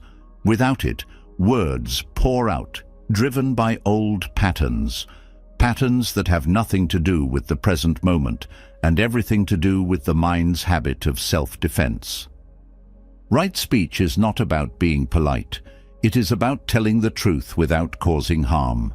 In personal crises, this means naming what is real, not exaggerating, not softening, but naming with clarity and care. This naming does not rush to conclusions. It does not assign blame prematurely. It does not predict disaster or demand resolution. It simply says what is true right now, in a way that opens space instead of closing it. This kind of speech is rare because most people speak to control how they are seen. Right speech does the opposite. It serves the moment itself, not the ego's need for reassurance. It asks, what words would serve clarity here? What words would ease confusion, not by pretending all is well, but by honestly reflecting what is happening without adding extra fear? In collective crises, the stakes grow even higher. Every sentence becomes part of the emotional climate. Panic spreads through unchecked speech, rumors, half-truths, exaggerated dangers. This is why right speech is not just personal virtue, it is collective medicine. Every calm word acts as a counterweight to hysteria. Every clear sentence becomes a place for others to stand when their own ground feels unstable. This does not mean denying reality or sugarcoating pain. Right speech is not false positivity. It is accurate. It acknowledges fear without amplifying it. It names suffering without drowning in it. This precision requires inner steadiness, because only a steady mind can speak steadily. Without personal clarity, speech will always reflect inner confusion. This is why speech is the external mirror of internal practice. How you speak reveals the depth of your presence. This connection between inner clarity and outer speech is often overlooked. People try to correct their words without correcting the mental state behind them, but right speech cannot be faked. If the heart is full of resentment, words will carry that energy, even if the surface sounds polite. If the heart is calm, even difficult truths land softly. This is why right speech begins with inner honesty, the willingness to see your own fear, your own bias, your own desire to control. In personal crises, speech also shapes self-perception. The words you speak about yourself become the story you believe. If you constantly say, "I can't handle this," the mind carves that belief into reality. If you say, "This is hard, but I will meet it," you plant resilience. Right speech applies not only to others, but to how you narrate your own experience to yourself. Every sentence becomes a seed, planting either courage or collapse. This means right speech is not silence, but wise choice. Sometimes silence is kind. Sometimes clarity requires naming what no one wants to say. In families under stress, silence often hides the truth. Pretending all is well while resentment festers. But unfiltered speech can also harm, speaking raw anger without processing it first. Right speech walks the middle path, speaking truth with care, not to punish or release personal tension, but to serve understanding. This kind of speech heals communities because clear communication dissolves unnecessary conflict. When fear drives speech, people assume the worst of each other. They fill silence with suspicion. But when speech is direct, transparent, and kind, trust grows. Even hard truths can build connection when spoken from clarity, because people sense the difference between speech that aims to blame and speech that aims to understand. This is why right speech is a practice of responsibility. In times of crisis, your words do not belong only to you. They belong to the collective field. Each word contributes to either calm or confusion. This responsibility is not heavy. It is empowering, because it means you always have the power to contribute peace. Even in chaos, even when fear rises, you can choose words that stabilize rather than inflame. This responsibility also applies to what you consume. Right speech is not only what you say, but what you choose to listen to and share. In times of crisis, gossip is poison. Spreading unverified fear, even with good intentions, adds to collective suffering. Right speech includes the discipline to pause before sharing, to ask, does this serve clarity or does this spread fear? Is this helpful or does this only add noise? This discipline applies equally to online speech. Social media is a fire that burns faster than anything ancient practitioners could have imagined. Every post, every comment, every headline you repeat shapes collective reality. Right speech online requires even greater care because written words lose tone and misunderstanding multiplies. This is why right speech in modern times includes restraint. The ability to leave some things unsaid when saying them would only feed division. But restraint does not mean silence in the face of harm. Right speech is also courageous. When injustice rises, right speech names it, not with hatred, but with clear truth. Right speech does not hide behind politeness when lives are at stake. It tells the truth with love, even when the truth is hard to hear. This balance, truth and love together, is what makes right speech a spiritual force. This courage also applies inwardly. In personal healing, right speech means telling yourself the truth, not stories designed to protect your pride, but the actual truth of your experience. Denial blocks healing. False positivity suffocates growth. Right speech toward yourself means naming your pain without embellishment and naming your strength without minimizing it. This honesty creates inner stability because the mind no longer has to split between what is true and what is allowed to be said.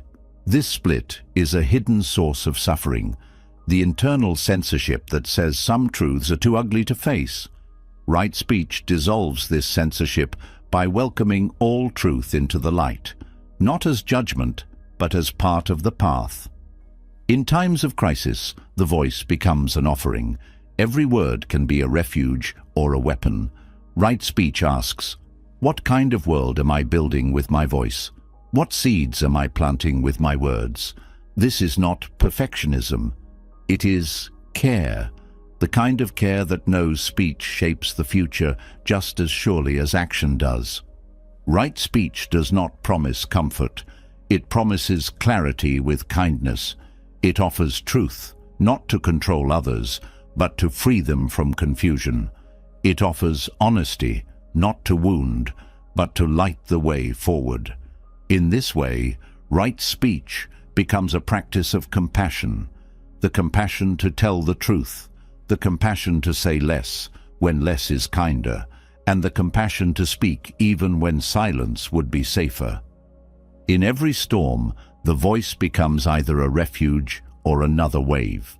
Right speech chooses to be the refuge, and in choosing that, you become not only clearer yourself, you become a voice others can trust when trust is hard to find. Even when words are carefully chosen, even when silence is skillful, and even when the outer storm quiets for a moment, there is still something beneath the surface, a hunger that gnaws at the edges of the heart. This hunger is older than this crisis. It was waiting long before today's problems arrived. It is the craving for more, the fear of not enough, the deep-seated belief that something is missing and that something must be found or fixed immediately. This inner hunger has many faces. Sometimes it disguises itself as the need for quick comfort, reaching for food, scrolling endlessly, searching for someone to blame. Other times, it pretends to be spiritual ambition, trying to meditate harder, to read faster, to achieve some magical moment of enlightenment that will erase all fear. But underneath every disguise is the same root, desperation born from forgetting your own sufficiency. Buddhism names this energy the hungry ghost, a being with a huge, empty belly and a throat too narrow to receive nourishment. This is not a creature from myth. It is a mirror for the inner state of craving that can take hold in anyone, especially in times of loss or uncertainty. When the world feels unstable, the mind panics and begins grasping for safety anywhere it can. This grasping feels urgent, like survival itself depends on it. But it is a trick of the craving mind. This is not your fault. It is how the mind has been conditioned by lifetimes of seeking security outside itself. Every advertisement, every cultural message, every personal fear has taught you to believe peace comes from getting what you want, fixing what feels wrong, and protecting what you already have. This constant reaching trains the mind to live in hunger, even when nothing is missing. In times of actual crisis, this ancient hunger wakes up louder than ever. The hungry ghost feeds on fear, fear of losing what you love, fear of being left out, fear of being seen as weak, fear that you will never be enough. And once the ghost awakens, it starts running the show. It grabs for distraction. It demands answers. It insists that you must solve everything immediately, or you will be swallowed by emptiness. But the hungry ghost cannot be fed with what it wants. It wants everything, and no amount of external comfort will satisfy it. This is because the hunger was never physical. It was never about the food, the money, the praise, or the relationship. The hunger is spiritual disconnection, the forgetting of your own basic completeness. It is the belief that you are fundamentally lacking and that something outside yourself can fill the hole. This forgetting is especially easy in times of loss, because loss exposes the rawness of human vulnerability. It is tempting to believe that if you could only replace what was lost, the job, the relationship, the security, then peace would return. But this is exactly the ghost's game. It keeps the mind chasing one external fix after another, always promising relief just over the next horizon. And each time relief does not last, the craving grows deeper. Taming this ghost does not mean crushing desire or pretending you have no needs. It means seeing through the ghost's illusions, understanding that the hunger it feeds on is a misunderstanding of what you truly are. You're not lacking. You're not incomplete. Even in grief, even in fear, even in chaos, you are already whole. But this wholeness cannot be grasped. It can only be remembered by turning directly toward the hunger itself. This turning toward is the opposite of what the craving mind wants. It wants escape. It wants distraction. But Buddhist practice offers something deeper, the invitation to sit right inside the hunger without trying to solve it. This sitting is not passive. It is a radical act of trust, the trust that if you meet the hungry ghost with awareness instead of feeding it with craving, something will shift. What shifts is not the outer world. It is your relationship to the hunger itself. You begin to see that the feeling of lack is not a personal flaw. It is a passing weather pattern in the mind. It does not define you. It does not own you. It does not need to be obeyed. When you stop feeding the ghost with endless grasping, the ghost begins to shrink. This shrinking does not happen instantly. The hungry ghost has been part of your inner landscape for so long, it feels like who you are. It whispers that without constant wanting, you will disappear. But as you meet it with awareness, not pushing it away but seeing it clearly, you realize the ghost was never you. It was a habit of mind, a survival strategy from long ago that no longer serves you. This is where compassion comes in. The hungry ghost is not evil. It is scared. It is the part of you that once believed you had to perform to be loved, achieve to be safe, and control everything to survive. That part of you is exhausted, and what it needs is not more feeding, but gentle recognition. You tell the ghost, I see you. I know why you're afraid, but you are no longer in charge. This inner dialogue softens the ghost's grip. Instead of reacting to every craving as if it is urgent truth, you create space. The space to choose differently. You stop. When the craving mind relaxes, you begin to taste something the ghost could imagine. Contentment in the middle of imperfection. You realize you do not need to fix every problem before you can breathe again. You do not need to secure every future outcome before you can feel safe again.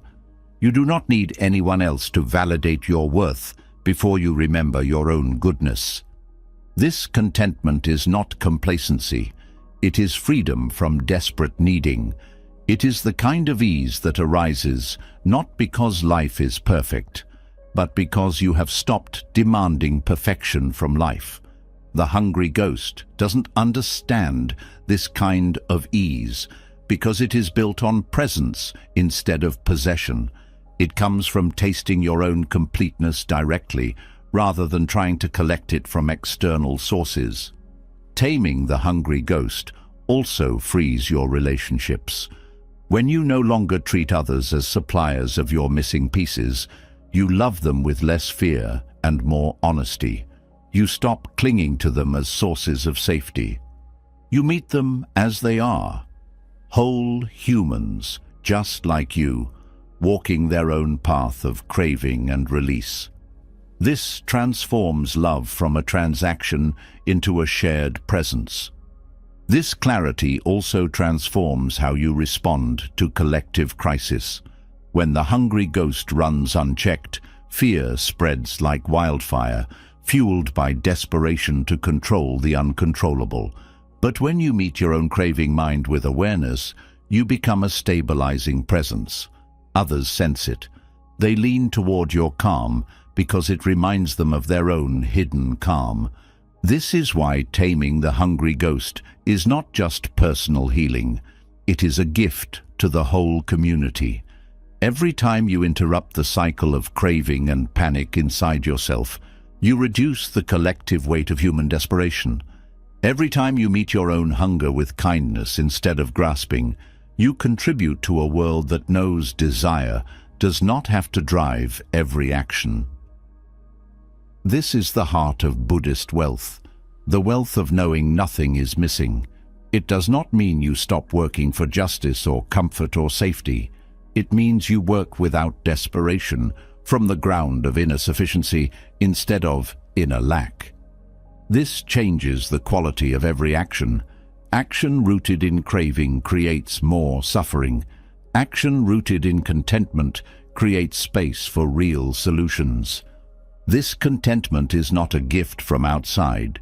It is a remembering, the remembering that your true nature was never broken. The hungry ghost forgot this, and so it ran from life to life, meal to meal, craving to craving, always reaching and never receiving. But you are not the ghost. You are the awareness that can meet the ghost with love and set it free. This freedom is not mystical. It is available now, in the simple act of pausing before you chase the next craving. In that pause lives the whole path. The chance to meet yourself not as a starving seeker, but as a being who was always enough. When the hungry ghost releases its grip and craving no longer controls every thought, something unexpected rises to the surface. Underneath the hunger, there is something that was waiting all along, the raw energy of suffering itself, no longer hidden under distraction or disguised as craving, but fully present and fully alive. This energy is not the enemy. It holds the seeds of your deepest wisdom, but only if you know how to meet it with something greater than analysis or avoidance. In the Buddhist world, suffering is not seen as a mistake to erase or a punishment to endure. It is understood as a teacher waiting to be honored. And one of the most ancient ways this honoring happens is through Dharma, art, the practice of transforming suffering into expression, turning the raw material of heartbreak into something that illuminates truth for the one who creates and the one who witnesses. This is not art for decoration or entertainment. It is not about talent or performance. It is art as a spiritual offering, a bridge between the personal and the universal. In times of grief, fear, or despair, words often fail. The mind does not know how to explain what the heart feels, but art, poetry, chant, dance, and ritual allow the unspeakable to find shape, giving suffering a body it can move through, and in that movement, something opens. This practice stretches across Buddhist cultures, from the calligraphy of Zen monks in Japan, where each brushstroke is a meditation on impermanence, to the intricate sand mandalas of Tibetan monks, where beauty is created only to be destroyed, teaching the hands themselves that nothing can be held forever. These are not artistic hobbies.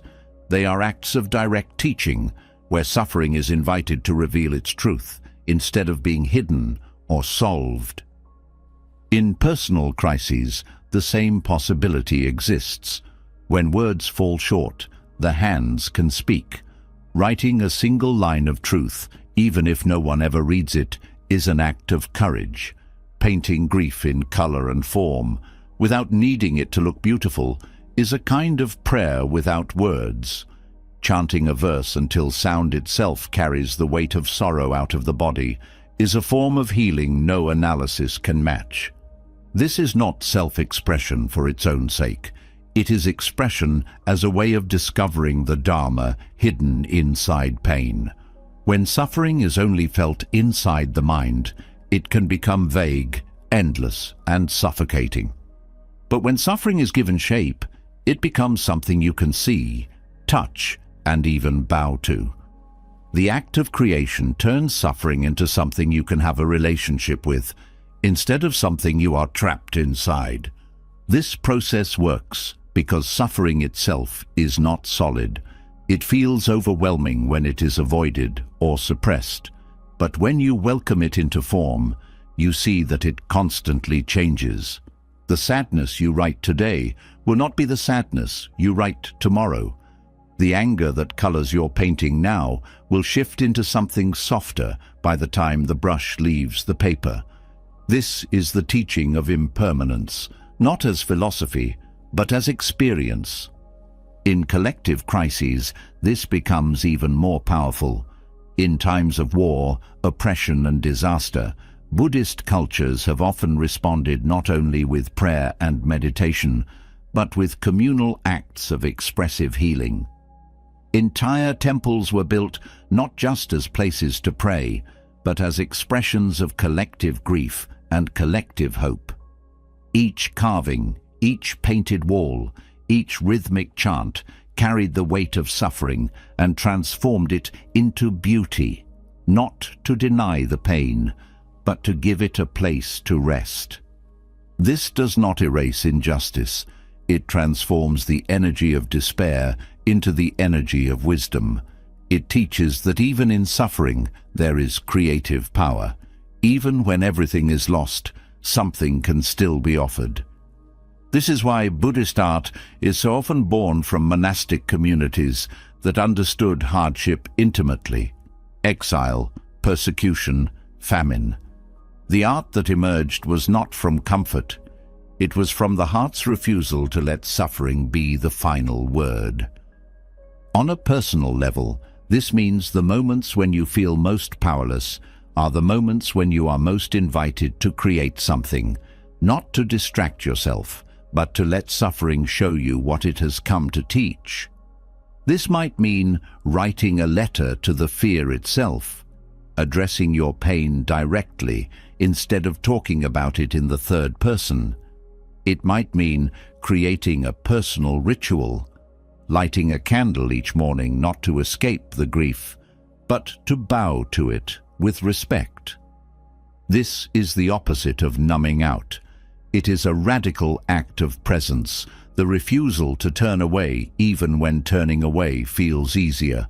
This is why many Buddhist cultures teach that the hands must practice as much as the mind, because the hands know how to carry suffering differently than thoughts do. The hands know how to make offerings even when the heart breaks. This is why ritual is also part of Dharma art. When monks chant for the dead or write prayers for the sick, they are not pretending they can control fate. They are giving form to love, turning inner care into outer action. This outer action calms the inner storm, because the heart knows it has done what it could, not to fix the world, but to offer beauty and truth back to it. This offering does not require anyone to see it. The sand mandala is swept away, the calligraphy scroll is burned, the chant dissolves into silence. This impermanence is the point. The art does not need to last to be meaningful. Its purpose is to teach the heart how to meet suffering with creativity instead of collapse. The heart learns to express what cannot be solved. This changes your relationship with hardship. When you know that every feeling, no matter how raw, can be given shape and offered, you stop fearing your own heart. You stop thinking pain must be hidden until it's gone. You see pain as material for awakening, not because suffering is beautiful, but because meeting suffering creatively reveals hidden beauty. This creativity is not about skill. It does not matter if the poem is perfect, if the chant is in tune, if the painting looks good. This is not art for praise. It is art for truth. A way of saying to yourself, this is what I feel. This is what I know. This is what life is right now. That truth is the medicine, because suffering grows heavier when it is unnamed and unseen. When you bring it into form, even the heaviest grief begins to breathe. This also softens the fear of future suffering. When you know you have the tools to meet pain creatively, you no longer dread it in the same way. You trust your hands to hold it. You trust your voice to carry it. You trust that no matter how deep the sadness, there is always a way to honor it. This trust does not erase fear, but it gives you confidence to meet life directly. This is why Buddhist cultures do not separate art from practice.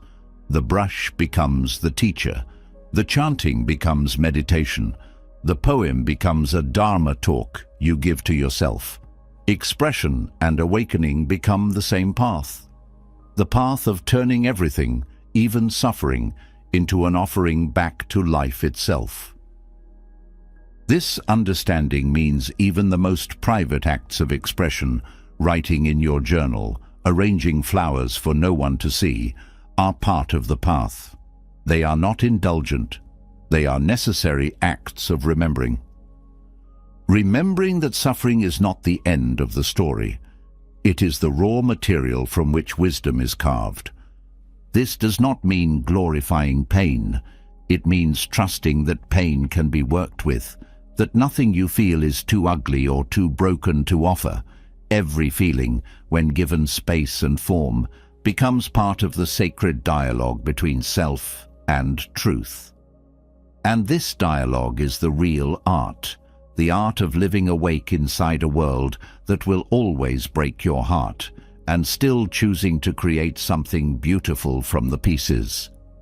The hands know what the mind forgets. You were born to offer something, even if that something is just the truth of your own experience, given shape in whatever way feels real. This is not performance. It is prayer without words. It is healing without hiding. It is transforming suffering not by removing it, but by giving it back to life as a gift of honesty. Once suffering has been given shape through creation, and the heart has learned that even its darkest moments can become offerings of truth, another question quietly rises. After the art is complete and the ritual ends, how do you walk forward? Life does not pause for healing to finish. The world keeps moving, and crises keep unfolding. What do you carry with you to meet what comes next?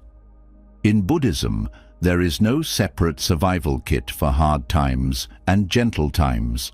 There is only the path itself, and at the heart of this path are the 6 paramitas, 6 qualities that are not abstract ideals, but practical survival skills for the soul.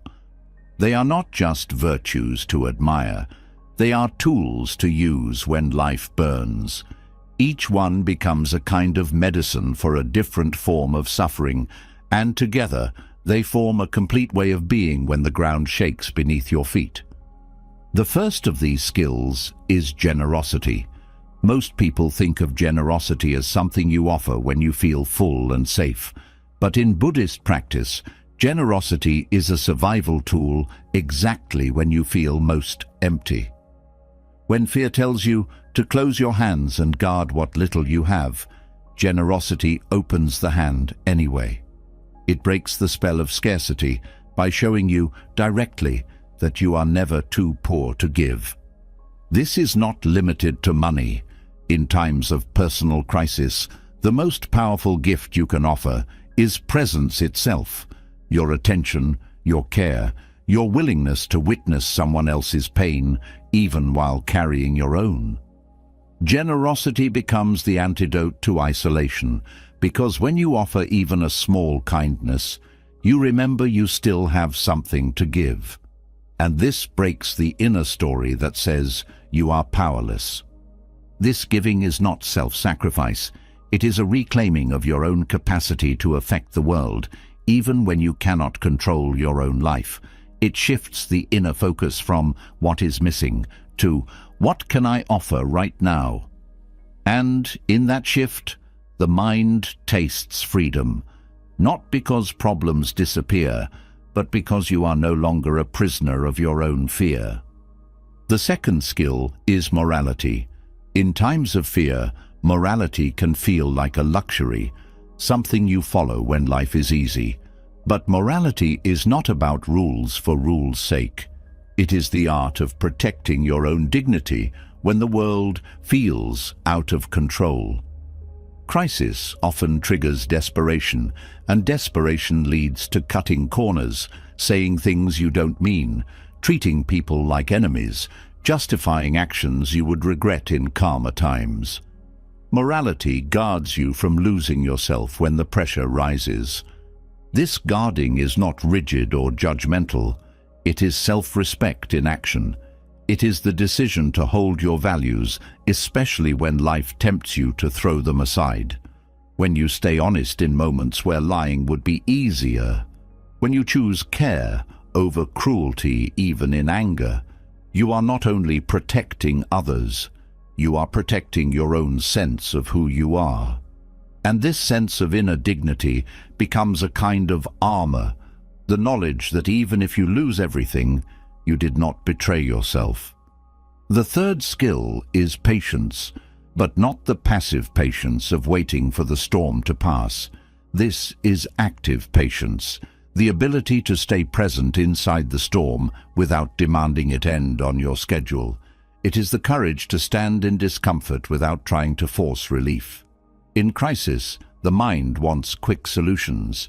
It wants problems solved immediately, so tension can dissolve. But many forms of suffering cannot be rushed. Patience is the strength to hold steady in that uncomfortable space between pain and resolution. It teaches the body how to breathe inside fear, how to sit beside grief without needing to fix it. This patience is not weakness. It is a quiet form of bravery, the bravery to trust that reality unfolds at its own pace, and that your job is not to force solutions, but to stay awake through every moment until clarity comes. This patience is not resignation. It is faith in the nature of impermanence, the deep knowing that no storm lasts forever, and that your ability to endure depends not on fighting time, but on meeting each moment exactly as it is. This creates an inner strength that is unshakable, because it is no longer dependent on life matching your preferences.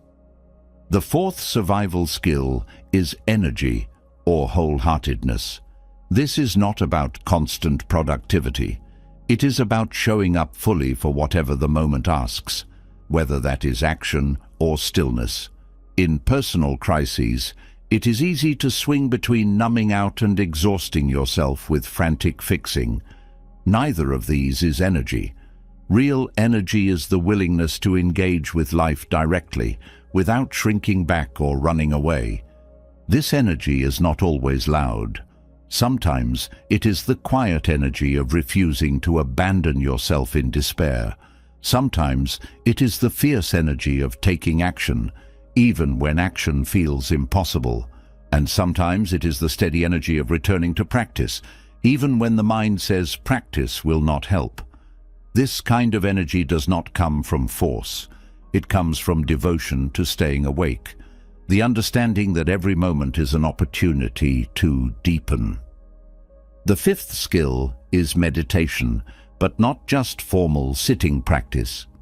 Meditation as a survival skill means the ability to return to direct experience when the mind spins into stories. It means coming back to the body when thoughts become unbearable. It means learning to trust the bare reality of this breath more than the imagined disasters of the future. This returning is the antidote to panic, because panic lives in imagined time. Meditation anchors you in the only time suffering can actually be met, now. It trains the mind to see thoughts for what they are, not facts, but passing events, like weather. This ability to step back from thought creates choice, the choice to respond instead of react. In crisis, meditation becomes a refuge inside your own skin, the place you go not to escape, but to remember that awareness itself is unbroken, even when life is falling apart. It teaches you to trust presence itself, not as a trick to avoid pain, but as the only place where healing happens. The sixth and final skill is wisdom, but wisdom is not something you collect from books. It is the clarity born from seeing directly. In times of suffering, wisdom means understanding what causes more suffering and what causes less. It means seeing through the illusions that suffering magnifies, the illusion of permanence, the illusion of separateness, the illusion that controlling the outer world will calm the inner one. Wisdom is the knowing that arises when suffering itself becomes the teacher. It does not mean having all the answers. It means seeing clearly that craving, avoidance, and resistance feed suffering, while presence, compassion, and honesty dissolve it. This wisdom is not complicated. It is the wisdom that remembers to pause before speaking in anger.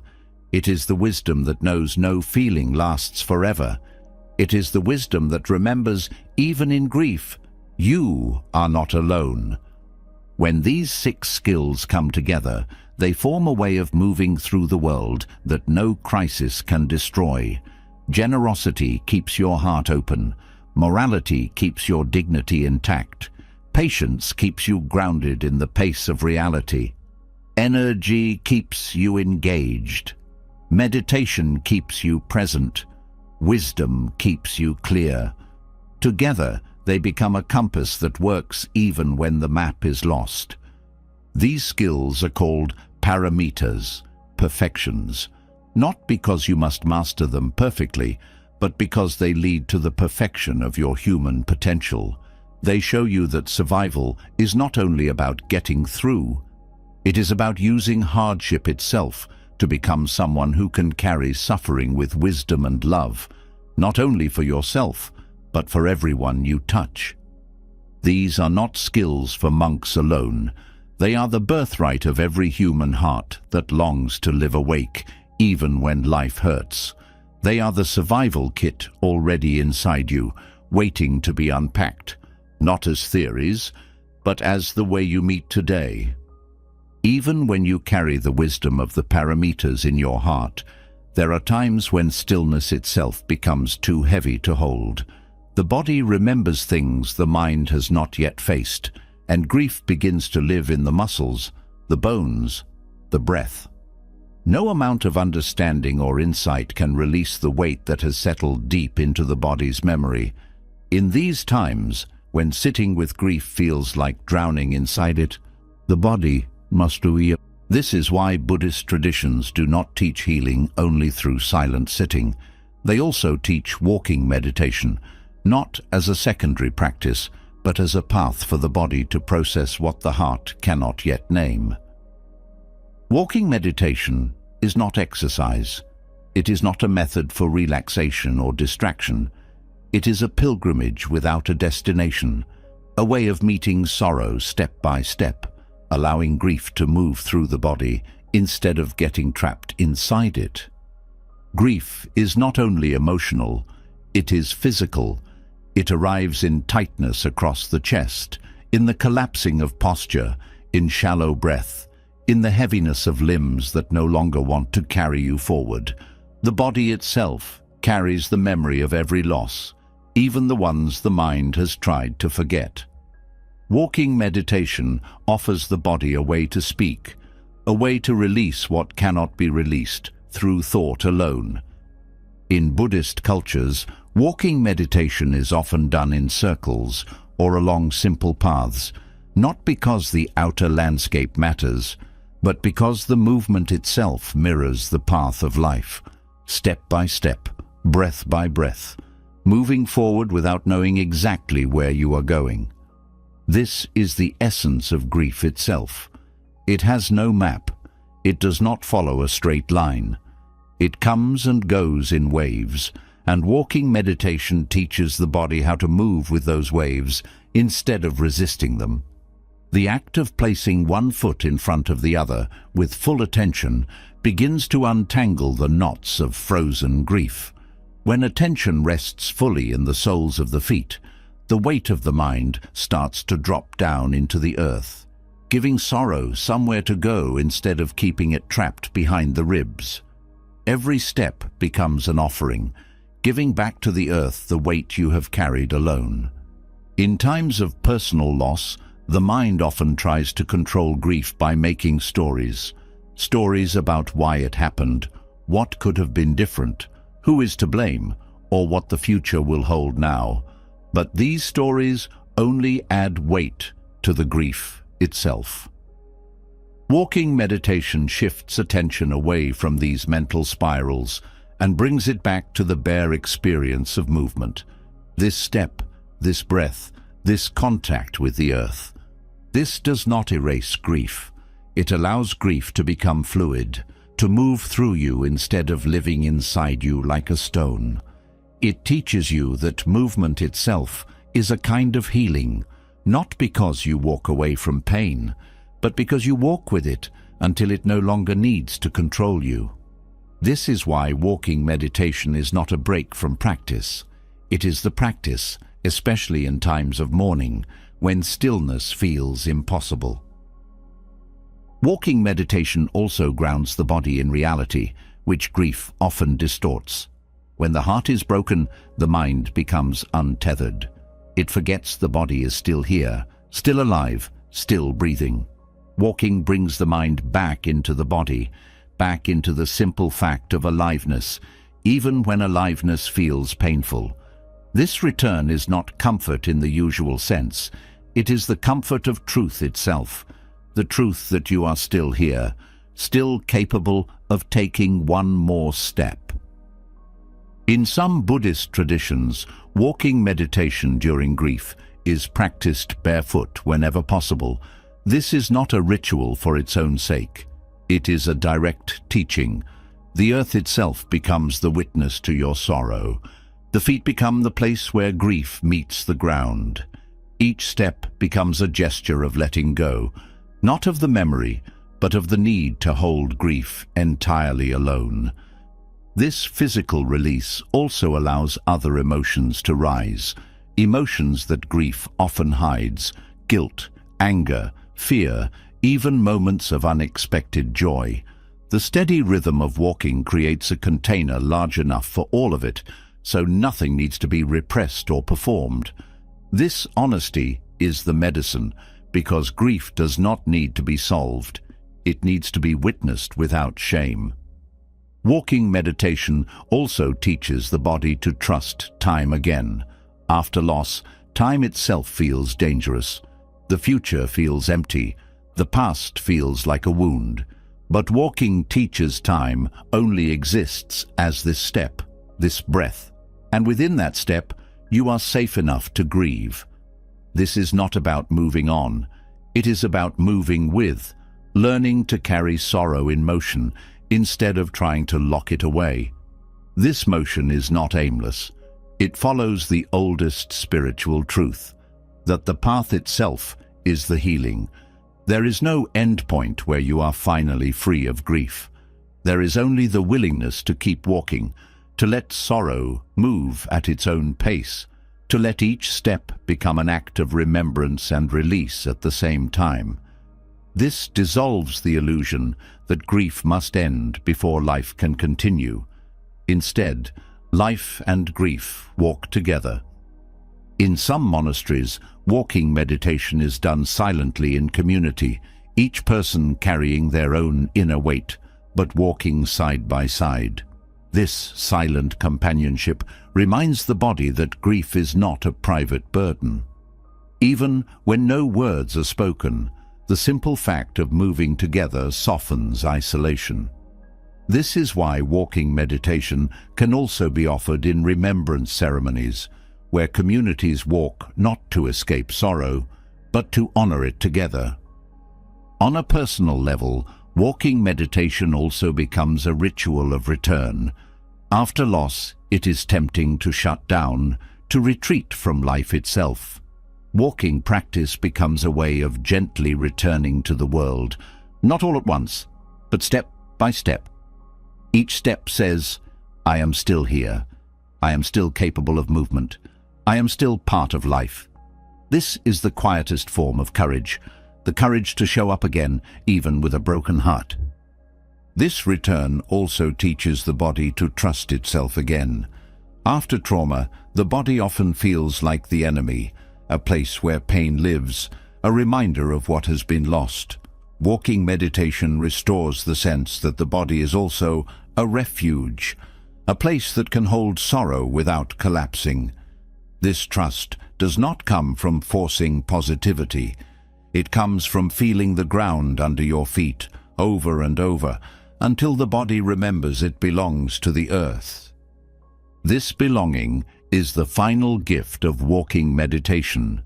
Grief often makes you feel separate from life itself, cut off from the living, from beauty, from meaning. But walking brings you back into the fabric of the world, where your breath joins the wind, your steps touch the same earth that holds all ancestors, and your movement becomes part of the ancient rhythm of loss and renewal that every being walks through. This is why Buddhist cultures do not treat walking meditation as a small practice. It is recognized as a form of pilgrimage, not to a distant temple, but to the very heart of your own grief, your own healing, your own unbreakable belonging to life itself. Each step is both ordinary and sacred. Ordinary because it is just walking, sacred because it is the body praying without words, asking for nothing except the courage to keep moving. This courage is not about fixing grief. It is about allowing grief to walk beside you without fear. It is about learning that sorrow does not need to be hidden to be carried well. It is about seeing that your heart can break and your feet can still walk, and that both are part of the same truth. The truth that to be human is to lose and love over and over, until walking itself becomes a kind of praise for everything you have ever held and lost. This praise does not need to be loud. Each quiet step is enough. Each step says, I will not run from this pain. I will not rush to solve what cannot be solved. I will walk with care. I will breathe with honesty. I will trust the earth to hold what is too heavy for me alone. This is how grief becomes pilgrimage, a journey not away from pain, but directly through it, until the heart remembers that even in loss, it still belongs to the earth, the sky, and the path that carries every being home. Even after the body has walked the weight of grief into the earth, even after the feet have carried sorrow step by step into daylight, there remains one truth waiting quietly beneath all others, the truth that everything, including this life, including this very body, will one day come to an end. Most people know this truth somewhere in the back of the mind, but they keep it locked away, treating it like a shadow to avoid instead of a teacher to welcome. In Buddhist practice, avoiding this truth is seen as one of the most dangerous forms of forgetting. It leaves the heart vulnerable to shock each time life takes something away, each time change arrives, each time loss knocks on the door. When death remains a distant concept, every hardship feels personal, as though suffering itself is some kind of mistake, instead of the natural consequence of holding on to what was always destined to pass. This is why Buddhist practice does not avoid death. It brings it into clear view. Maranasati, the practice of death contemplation, is not a dark obsession. It is a direct and tender facing of reality, until the mind can no longer pretend that life owes you a certain number of years, or a certain type of outcome, or a future free from endings. Facing mortality is not about giving up.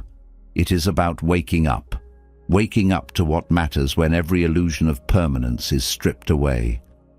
This facing is not theoretical.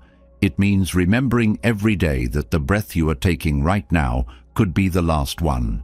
This body, which feels so solid, is constantly moving toward its final letting go. Each heartbeat is one step closer to the last. Far from being morbid, this remembrance frees the heart. It shatters procrastination. It dissolves the arrogance of assuming you have time to waste. It reminds you that this moment is precious, because it will not come again. This understanding changes how you meet every hardship. When you truly know life is fleeting, you no longer treat difficulty like a punishment to endure. You see it for what it is, part of the fleeting beauty of being alive. Even pain becomes part of the gift when you realize that one day, even pain will be taken from you. This does not make pain enjoyable, but it does make it bearable, because nothing, not even suffering, lasts forever. This is why Buddhist teachers compare life to a bubble on water, brief, shimmering, fragile, and already vanishing. This truth is not meant to scare you. It is meant to wake up the tenderness inside you. The part that knows every moment with someone you love is a temporary miracle. The part that understands even your own breath is borrowed. This tenderness is the birthplace of courage. The courage to live fully while you can, not because you expect life to stay the same, but because you know it will not. This courage is not about fearlessness. It is about seeing fear clearly and understanding where it comes from. Fear clings to life because it believes life belongs to you. But Maranasati dissolves this illusion. Life was never yours to keep. It's a gift on loan, and the fact that you will lose it makes every moment of it shine brighter. This is why those who deeply contemplate death do not become hopeless. They become kinder, more awake, and less willing to waste even 1 hour on hatred or greed. This is also why death contemplation is a source of forgiveness. When you remember that both you and everyone who ever hurt you will die, the urgency to cling to blame begins to weaken. You see that no one, no matter how powerful, escapes mortality. This includes your enemies, your loved ones, and yourself. Knowing this, what grudge could ever be more important than the fragile truth of time itself? This does not mean pretending harm does not matter. It means seeing that time will take all of us, and understanding that holding hatred inside your own heart only wastes the brief time you have left. Maranasati is not only about your own death. It is about seeing that everyone is walking toward the same ending, whether they admit it or not. This shared fate dissolves the illusion of separation because no one is spared. This contemplation also frees you from the tyranny of perfectionism. When you truly know death is coming, you no longer postpone life until you feel perfect, until you are fully healed, until you have everything figured out. You understand there is no time for such delays. Life is not waiting for you to become flawless. It is happening now, and every breath you spend waiting for a better version of yourself is a breath lost forever. This honesty also frees you from false priorities. When you realize you could die tonight, the endless chase for external validation feels suddenly ridiculous. The craving for status, for applause, for the approval of people who will also die. It all collapses under the weight of reality. What matters when death is real is how you live today. Not in some grand heroic way, but in the small choices. Whether you spoke kindly, whether you softened in love, whether you were awake for the life you were given. This is why many Buddhist traditions meditate in graveyards or keep skulls on the altar, not out of morbid fascination, but to remember what is true. The body you decorate, protect and praise will one day return to the earth. Knowing this is not meant to create despair. It is meant to break the trance of forgetting so that you do not spend your limited time chasing illusions. This remembrance also dissolves spiritual pride. No matter how wise you become, no matter how much you understand, your body will die just like every other body. This humbles the mind. It reminds you that spiritual practice is not a way to escape mortality. It is a way to meet mortality without fear, to face your own vanishing with the same tenderness you would offer someone you love. This is why death contemplation is a practice of love, not of fear. It teaches you to love life fiercely because it is brief. It teaches you to love others fully because they are also temporary. It teaches you to love yourself without condition because there is no time to waste. And this love, born directly from the truth of impermanence, becomes the courage that carries you through every difficulty. This courage is not the absence of fear. It is the refusal to let fear shrink your life. When you know death is coming, you no longer wait for the perfect time to love, to forgive, to create, to speak your truth. You understand this breath is your only guarantee, and that makes you brave enough to live fully now, not because you know what comes next, but because you know this moment is already enough. This courage also transforms how you meet aging and illness. When death is denied, aging becomes a source of terror. When death is contemplated daily, aging becomes an invitation, a reminder that every line on your face is a mark of having lived. Every ache in the body is a teacher pointing toward letting go. You stop seeing aging as failure and start seeing it as the final teaching, the teaching that nothing stays and that the beauty of life is inseparable from its fleeting nature. This understanding also softens attachment to identity. When you know death will take not only your body, but every role you ever played, you stop clinging so tightly to who you think you are. You become freer to change, freer to release old stories, freer to meet each moment as new. This flexibility makes you resilient, because when identity is not a prison, change is not a threat. Maranasati also dissolves the fear of failure. When death is real, failure loses its teeth. You understand the real failure is not losing or making mistakes. The real failure is never having shown up fully for your life. With death at your side, you stop waiting for permission to live boldly. You stop holding back your love. You stop shrinking to fit someone else's idea of safety. Because what do you have to lose when everything is already passing? This freedom, born from remembering death, becomes the doorway to real life. Not life postponed until conditions improve, but life lived now, heart open, awake, and unafraid to vanish, because you already made peace with the vanishing itself. When you face your own mortality directly and stop running from the truth that everything you hold will one day dissolve, there is a silence that follows.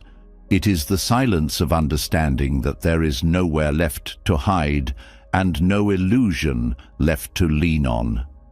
This silence can feel like freedom, but it can also feel like standing on the edge of a cliff with no railing, staring into a vastness too large for the heart to hold.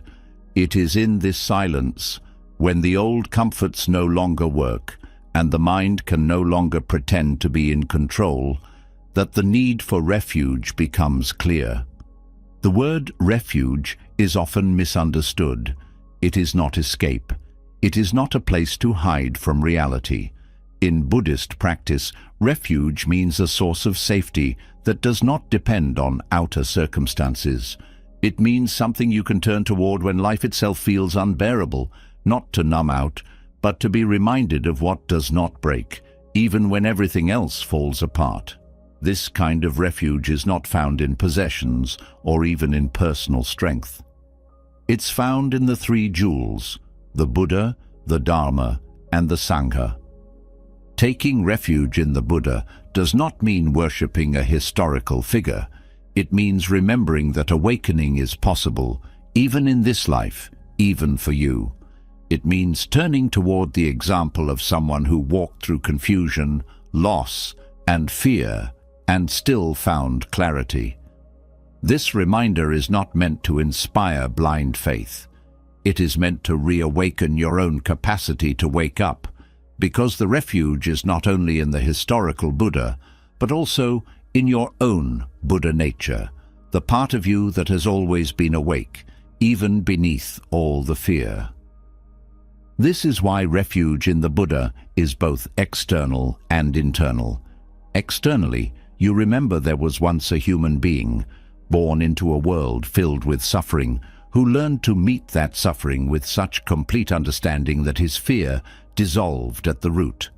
That memory becomes a mirror, showing you what is possible. Internally, you remember that the same potential exists in you, not as a belief, but as a living seed beneath every layer of confusion. This internal refuge becomes essential during collapse, because personal collapse is exactly the moment when the mind forgets what it is capable of, when grief, failure, illness, or loss tear apart your sense of identity. The small self panics. It tries to rebuild itself quickly, grabbing onto any role, story, or label that feels familiar. But refuge in the Buddha invites you to pause instead of rebuilding, to sit in the ruins and remember that who you are is not your story, but your capacity to see clearly, even when the story is shattered. This capacity is not personal achievement. It is part of the nature of being human, even if you have forgotten it for decades, even if you have never tasted it directly before. The possibility of awakening has always been yours. Refuge in the Buddha is the faith in that possibility, the trust that no matter how far you have fallen, there is still a way to meet life with clarity and compassion. This trust is not blind optimism. It is the lived memory passed down through generations of those who also fell and also stood up again.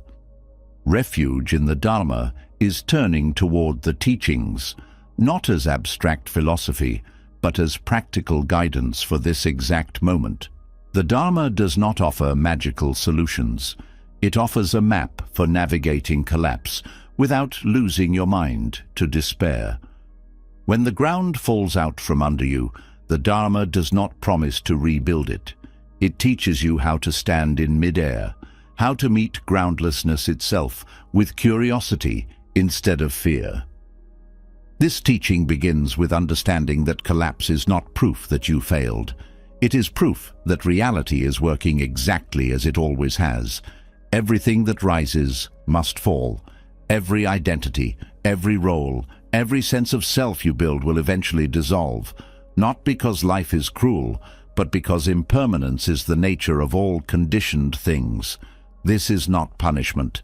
It is the truth the Dharma has always pointed toward, the truth that nothing stable can be found in anything that can be lost. This truth is not meant to make you numb. It is meant to wake you up to the freedom hidden inside collapse, the freedom to finally see that your peace does not depend on rebuilding the old life, because your peace was never in the outer form. It was always in the clarity that can meet each moment directly, without clinging to what came before.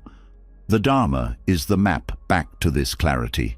It does not erase pain, but it shows you how to suffer wisely, how to suffer in a way that leads to understanding instead of bitterness. The Dharma also protects you from the mind's tricks. During collapse, the mind creates endless stories, stories of blame, shame, and hopelessness. The Dharma interrupts these stories with direct reminders. Reminders that suffering is not personal, that craving for control feeds suffering, that presence dissolves fear. These reminders are not empty slogans. They are lifelines, ways to anchor yourself in reality when the mind tries to drown itself in fiction. Refuge in the Sangha means turning toward the community, not as a social club, but as a circle of shared courage. In personal collapse, isolation is dangerous. The mind believes its suffering is unique, its failures unforgivable, its fears unspeakable. But when you sit in the presence of others who also know suffering, who also know fear, who also have faced the shattering of identity, isolation cracks open. You remember that collapse is not exile. It is a doorway into the shared human condition. This is why the Sangha is a jewel. It is a refuge in shared humanity, a place where you no longer have to pretend to be fine, because everyone understands the truth you are carrying. In this space, the burden lightens. Not because others fix your pain, but because being seen in your rawness dissolves the illusion that you were ever alone. Sangha also keeps you honest. When collapse tempts you to numb out, to turn away from practice, to disappear into old habits, the presence of others who are still walking the path reminds you that you do not have to vanish. Their steadiness becomes your reminder that even now there is still a path beneath your feet, even if you cannot see it yet. This is why refuge in the Sangha is a form of protection, not from pain, but from the mind's tendency to isolate itself in pain.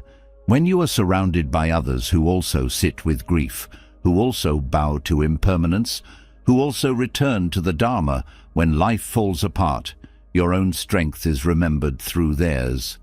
This is not dependency. It is the strength of being part of something larger than yourself. Taken together, the three jewels become a complete safety net, not a net that catches you so you never fall, but a net that catches you when you do.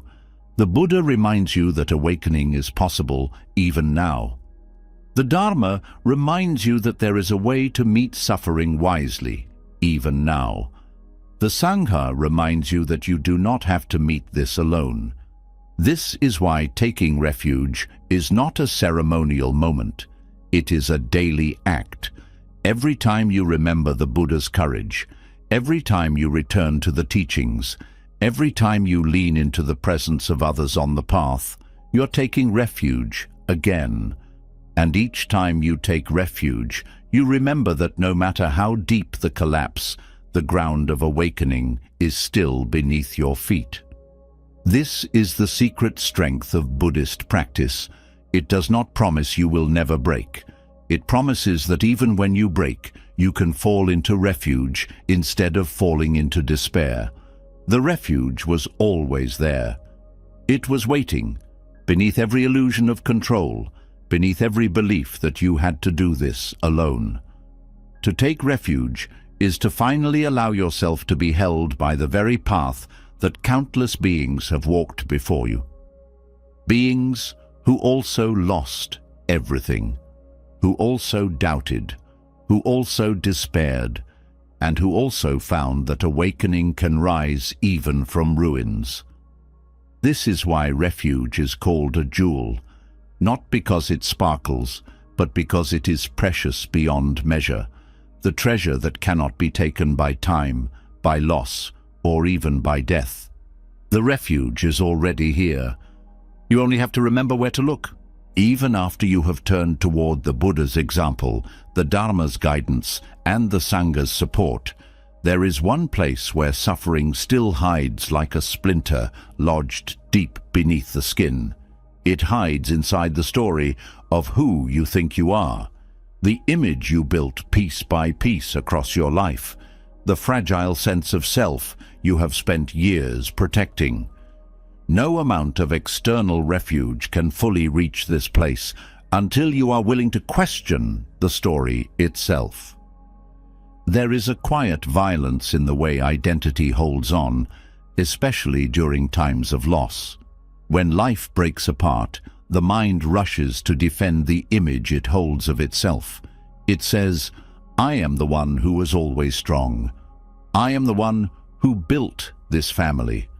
I am the one who never fails." When reality threatens those stories, the mind feels attacked, not just by life's events, but by the possibility that the story itself might not survive. This is why some of the deepest pain during hardship is not physical or even emotional. It is the fear that who you thought you were is dying. This fear is rarely spoken out loud because it feels so personal, but in Buddhist understanding it is not personal at all. It is the natural consequence of mistaking a fragile story for your true self. When the outer world no longer reflects that story back to you, the mind panics. It thinks you are disappearing. But what is disappearing is only the illusion that you were ever a fixed identity. Buddhism names this illusion atta, or selfhood, the belief that somewhere inside this body and mind there is a solid person who exists independently, unchanged by time, separate from the flow of reality. This belief feels natural because it has been rehearsed every day since childhood, but it is the root misunderstanding that makes suffering feel so personal. When life threatens the identity you have built, the mind experiences it like a physical attack, because it does not know who you are without the story. This is where anatta, the teaching of non-self, becomes medicine. Anatta does not mean you do not exist. It means that what you call me is not a single solid thing. It is a constantly changing process, a river of thoughts, emotions, memories, habits, and conditions, all flowing together for a moment, then changing again. The suffering of identity collapse happens because the mind tries to freeze the river, to hold on to one shape, one role, one definition of self, and declare, "This is me forever." But the river does not obey. Life keeps moving, and the moment reality contradicts the story you told about yourself, suffering explodes. Not because life is cruel, but because clinging to a fixed identity in a changing world always creates tension. The tighter the grip, the sharper the pain when reality shifts. This is why letting go of identity is not loss. It is relief. It is stepping out of the prison cell you built for yourself and discovering that you were never meant to fit inside a single story. This letting go does not mean abandoning responsibility or ignoring your history. It means seeing clearly that no story can contain the fullness of what you are. Even the truest story is only a snapshot, and clinging to it blocks you from meeting reality as it is now. This is why identity loss, painful as it feels, is also an opportunity. It is a forced invitation to stop defending a fragile image and start discovering what you are beneath all images. This discovery is not philosophical, it is direct experience. Each time you sit in silence and watch thoughts arise and pass, you see it. Each thought claims to be you. This is my opinion, my fear, my desire. But none of them stay. They appear, perform for a moment, and dissolve. If you were any one of those thoughts, your existence would end when the thought ended. But something remains. The simple awareness that knows each thought comes and goes. This awareness has no story. It does not need one. It is the part of you that does not break when life breaks. This is why the teaching on non-self is not cold philosophy. It is radical kindness. Kindness to yourself, because it releases you from defending what does not need defending. It lets you become fluid instead of brittle. So change no longer feels like personal failure, but part of the natural flow of being alive. This kindness extends to others too.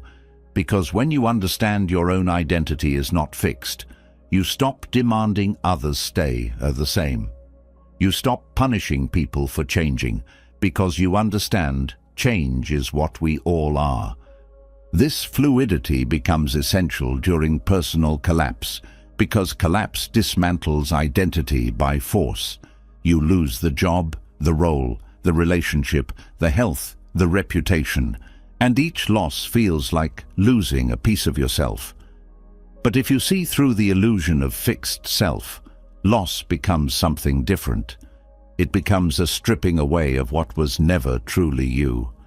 This stripping hurts, but only because the mind believed the story was who you are.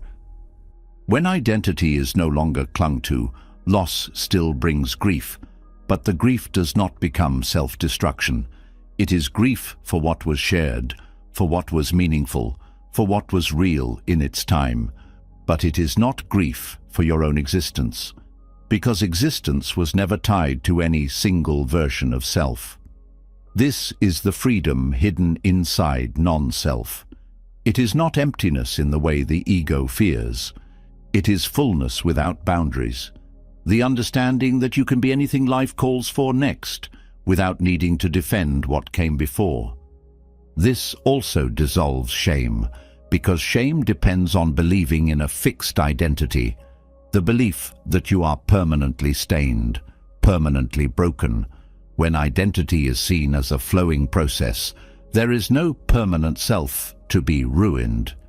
There are actions that cause harm. There are consequences that must be faced, but none of them become the final definition of who you are. This frees you to meet your own mistakes with honesty instead of self-hatred, because you are not protecting an image. You are simply learning, moment by moment. This radical non-clinging also transforms how you respond to praise and blame. When praise arrives, the clinging mind wants to add it to the identity. Now I am the successful one, the wise one, the strong one. When blame arrives, the same mind wants to either defend itself or collapse in shame. But when identity is not clung to, praise and blame become weather, passing conditions that do not define the sky itself. You still feel them, but they no longer decide your worth. This freedom is not numbness, it is flexibility. It means you can meet life as it is, without needing to constantly protect or rebuild an identity. This flexibility is strength, because it allows you to bend without breaking, to move without losing yourself, because there is no rigid self to lose. This is why in Buddhist practice, softness is power, the softness of meeting reality directly without demanding it protect your sarina. This also dissolves the fear of being misunderstood, because when identity is no longer a performance, other people's opinions lose their grip. Their praise no longer inflates you. Their judgment no longer crushes you. You become free to be seen as you are, without editing yourself to fit an image. This is not recklessness. It is honesty, the honesty of no longer living inside a costume. This honesty also allows for real growth, because when identity is clung to, growth feels like threat. The mind wants to defend what it already knows, but when identity is fluid, growth becomes natural. Each experience reshapes you, and instead of resisting, you allow the reshaping. This is what it means to be alive fully, not clinging to who you were, not demanding certainty about who you will be, but showing up as you are now, with nothing to hide and nothing to prove. This showing up becomes a refuge itself, because when you no longer need life to match a story, life itself becomes enough. There is nothing to defend and nothing to chase. You are already whole, not because you are perfect, but because you stopped believing you needed to be any particular version of yourself. This is the peace hidden inside non-self, not the peace of having no problems, but the peace of no longer making problems out of change. What you are is this moment's unfolding, not the story you built to explain yourself. When you let go of the story, you discover freedom was always here, hiding beneath the clinging mind, waiting to be remembered, waiting to breathe you back into life without fear. When identity loses its grip and the need to defend a fixed version of yourself begins to fall away, there is a strange silence that often follows, without the weight of constantly protecting who you thought you were. A new kind of spaciousness opens, but within that space, something unsettling can rise. Doubt appears, not just about who you are, but about the path itself. When life shakes your foundations, even your faith in practice can feel unstable. What once felt clear can suddenly feel empty of meaning, and the methods you trusted may feel lifeless in your hands. This is not failure. This is part of the path itself. Every spiritual journey passes through these dry and uncertain places, where the clarity that once felt unshakable fades into fog. Even faith itself becomes something you question, not because you did something wrong, but because doubt is woven into the fabric of awakening. To see this clearly is the first antidote to despair, because when you understand that doubt is not personal, you no longer have to fight it like an enemy. You can meet it like a teacher. In Buddhist practice, doubt is called vicikiccha, and it is considered one of the 5 hindrances, mental states that cloud clarity and block direct seeing. But unlike the other hindrances, doubt carries a unique sting because it does not just question the moment. It questions the path itself. It whispers that practice might be pointless, that the teachers were wrong, that everything you trusted might have been a waste of time. This kind of doubt hurts more than ordinary confusion because it touches the core of what gave you strength. When faith falters, you are not just losing confidence in a method, you are losing the sense that your life has direction. This is why spiritual doubt feels so heavy during crisis. It is not simply that life becomes difficult, it is that the inner compass stops working. You cannot locate your own North Star. Even meditation, which once felt like home, can feel hollow. Even teachings that once opened your heart can sound like empty words. This dryness is not a sign of failure. It is a doorway to deeper faith, but only if you are willing to stay with it, instead of running to quick replacements. This willingness begins by understanding that faith was never supposed to be blind belief. In Buddhist practice, faith is trust born from direct experience. It is not something you are told to have. It is something that grows each time you see for yourself that the teachings work, even if only for a moment. The purpose of practice was never to build a perfect faith that never doubts. The purpose was to create the conditions for doubt, to reveal its own truth. That truth is this: doubt is not your enemy. It is your longing for something real. It arises not because you are weak, but because you refuse to settle for shallow answers. It is the voice of your own sincerity, demanding something deeper than borrowed belief. This sincerity is painful because it burns through every comforting illusion. It forces you to ask hard questions. Why am I practicing? What do I really trust? Is there something here I can lean on even when life collapses? These questions are not distractions from practice. They are the practice. They strip away spiritual pretense and force you to meet the path without decoration. They dismantle the tendency to practice for results, to meditate for peace, to follow teachings for comfort. What is left, after every motive is exposed, is the bare willingness to meet reality as it is, even if reality offers no immediate reward. This is where faith becomes something much deeper than belief. It becomes faith in reality itself.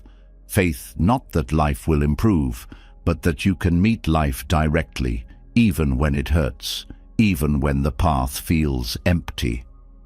This faith is faith in your own capacity to be present, not faith in specific outcomes. It is faith that awareness itself is enough, even if awareness reveals nothing but discomfort and silence. This shift from faith in what happens to faith in the capacity to meet what happens is what makes doubt transformative. It breaks the mind's attachment to using practice as a tool to get somewhere. It ends the bargaining mindset that says, if I meditate enough, life will feel better. It replaces all of that with a simpler faith, the faith that presence itself can hold whatever arises, even loss, even dryness, even doubt itself. This does not mean doubt disappears. It means you stop being afraid of doubt. You stop needing to resolve every question before you continue walking. You learn to walk with doubt beside you, treating it not as proof of failure, but as proof that you care deeply enough to question everything. This shift is what turns doubt into curiosity, not the anxious craving for answers, but the gentle willingness to ask without demanding immediate certainty. This gentle questioning softens the mind's panic. It creates space for something quieter to emerge. The understanding that faith was never about answers. It was always about the courage to stay present inside the mystery. This kind of faith outlives every collapse because it no longer depends on certainty. It is the faith that knows there is value in showing up, even when nothing makes sense.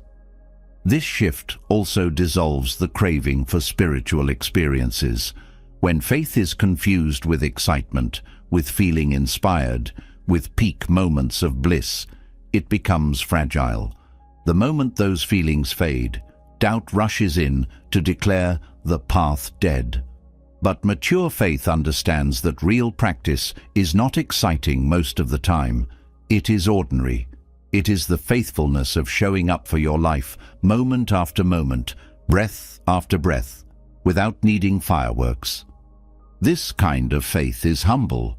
It does not need to prove anything. It does not need to argue with doubt or convert others to its view.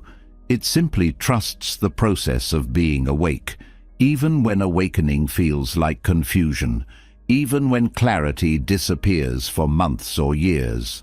It knows that presence itself is the point, not special states, not perfect understanding, just being fully alive to this breath.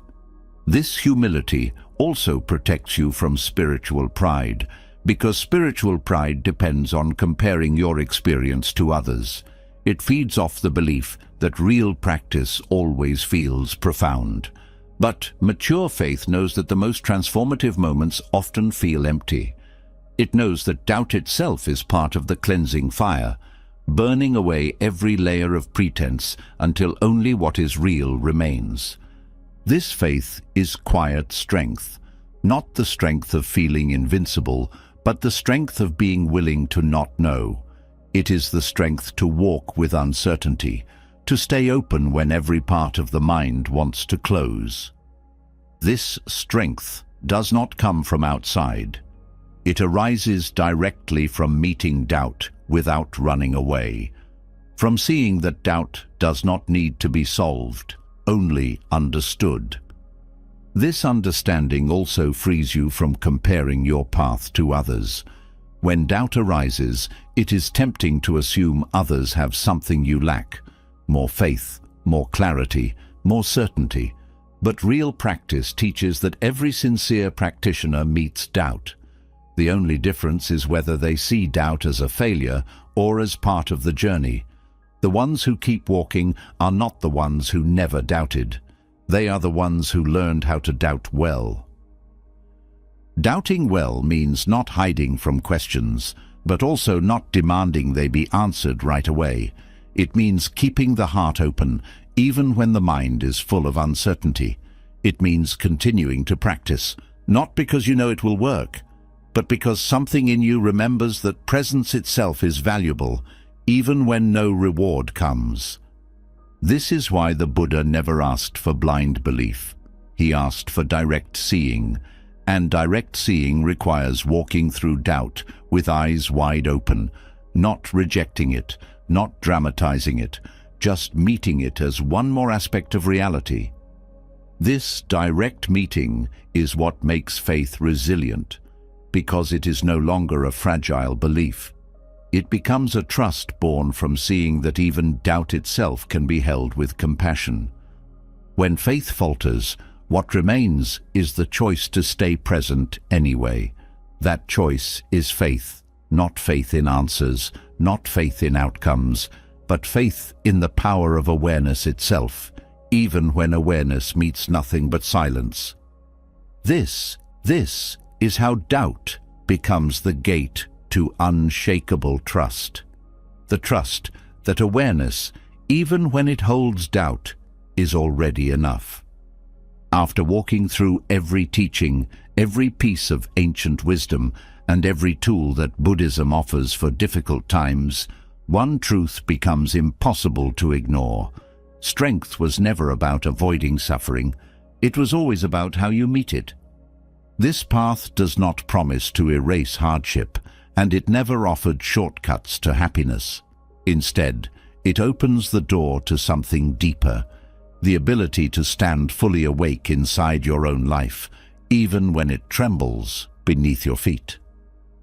From emptiness that dissolves attachments to karma that teaches you to stop fighting the storm, from the courage of the Bodhisattva path to the practical map of the Four Noble Truths, from meditative endurance that anchors the mind to the wisdom of walking grief itself into the earth.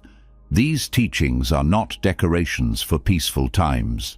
They are survival skills for the heart, designed for moments like these, moments when life breaks open and leaves you with nothing to hold on to but your own awareness. And even then, Buddhism reminds you that you are not alone. Refuge in the Three Jewels stands beneath every collapse.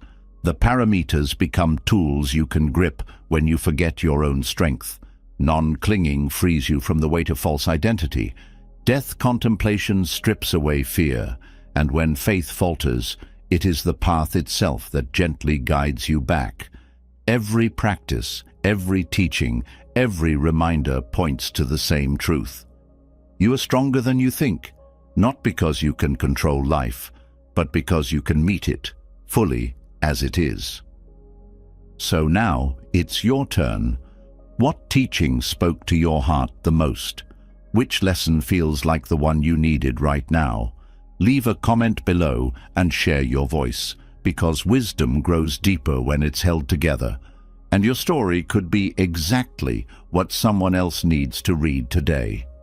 And if you want to keep walking this path together, make sure you subscribe and turn on notifications, because this journey of inner strength is just getting started. And the next teaching might be the one that changes everything for you.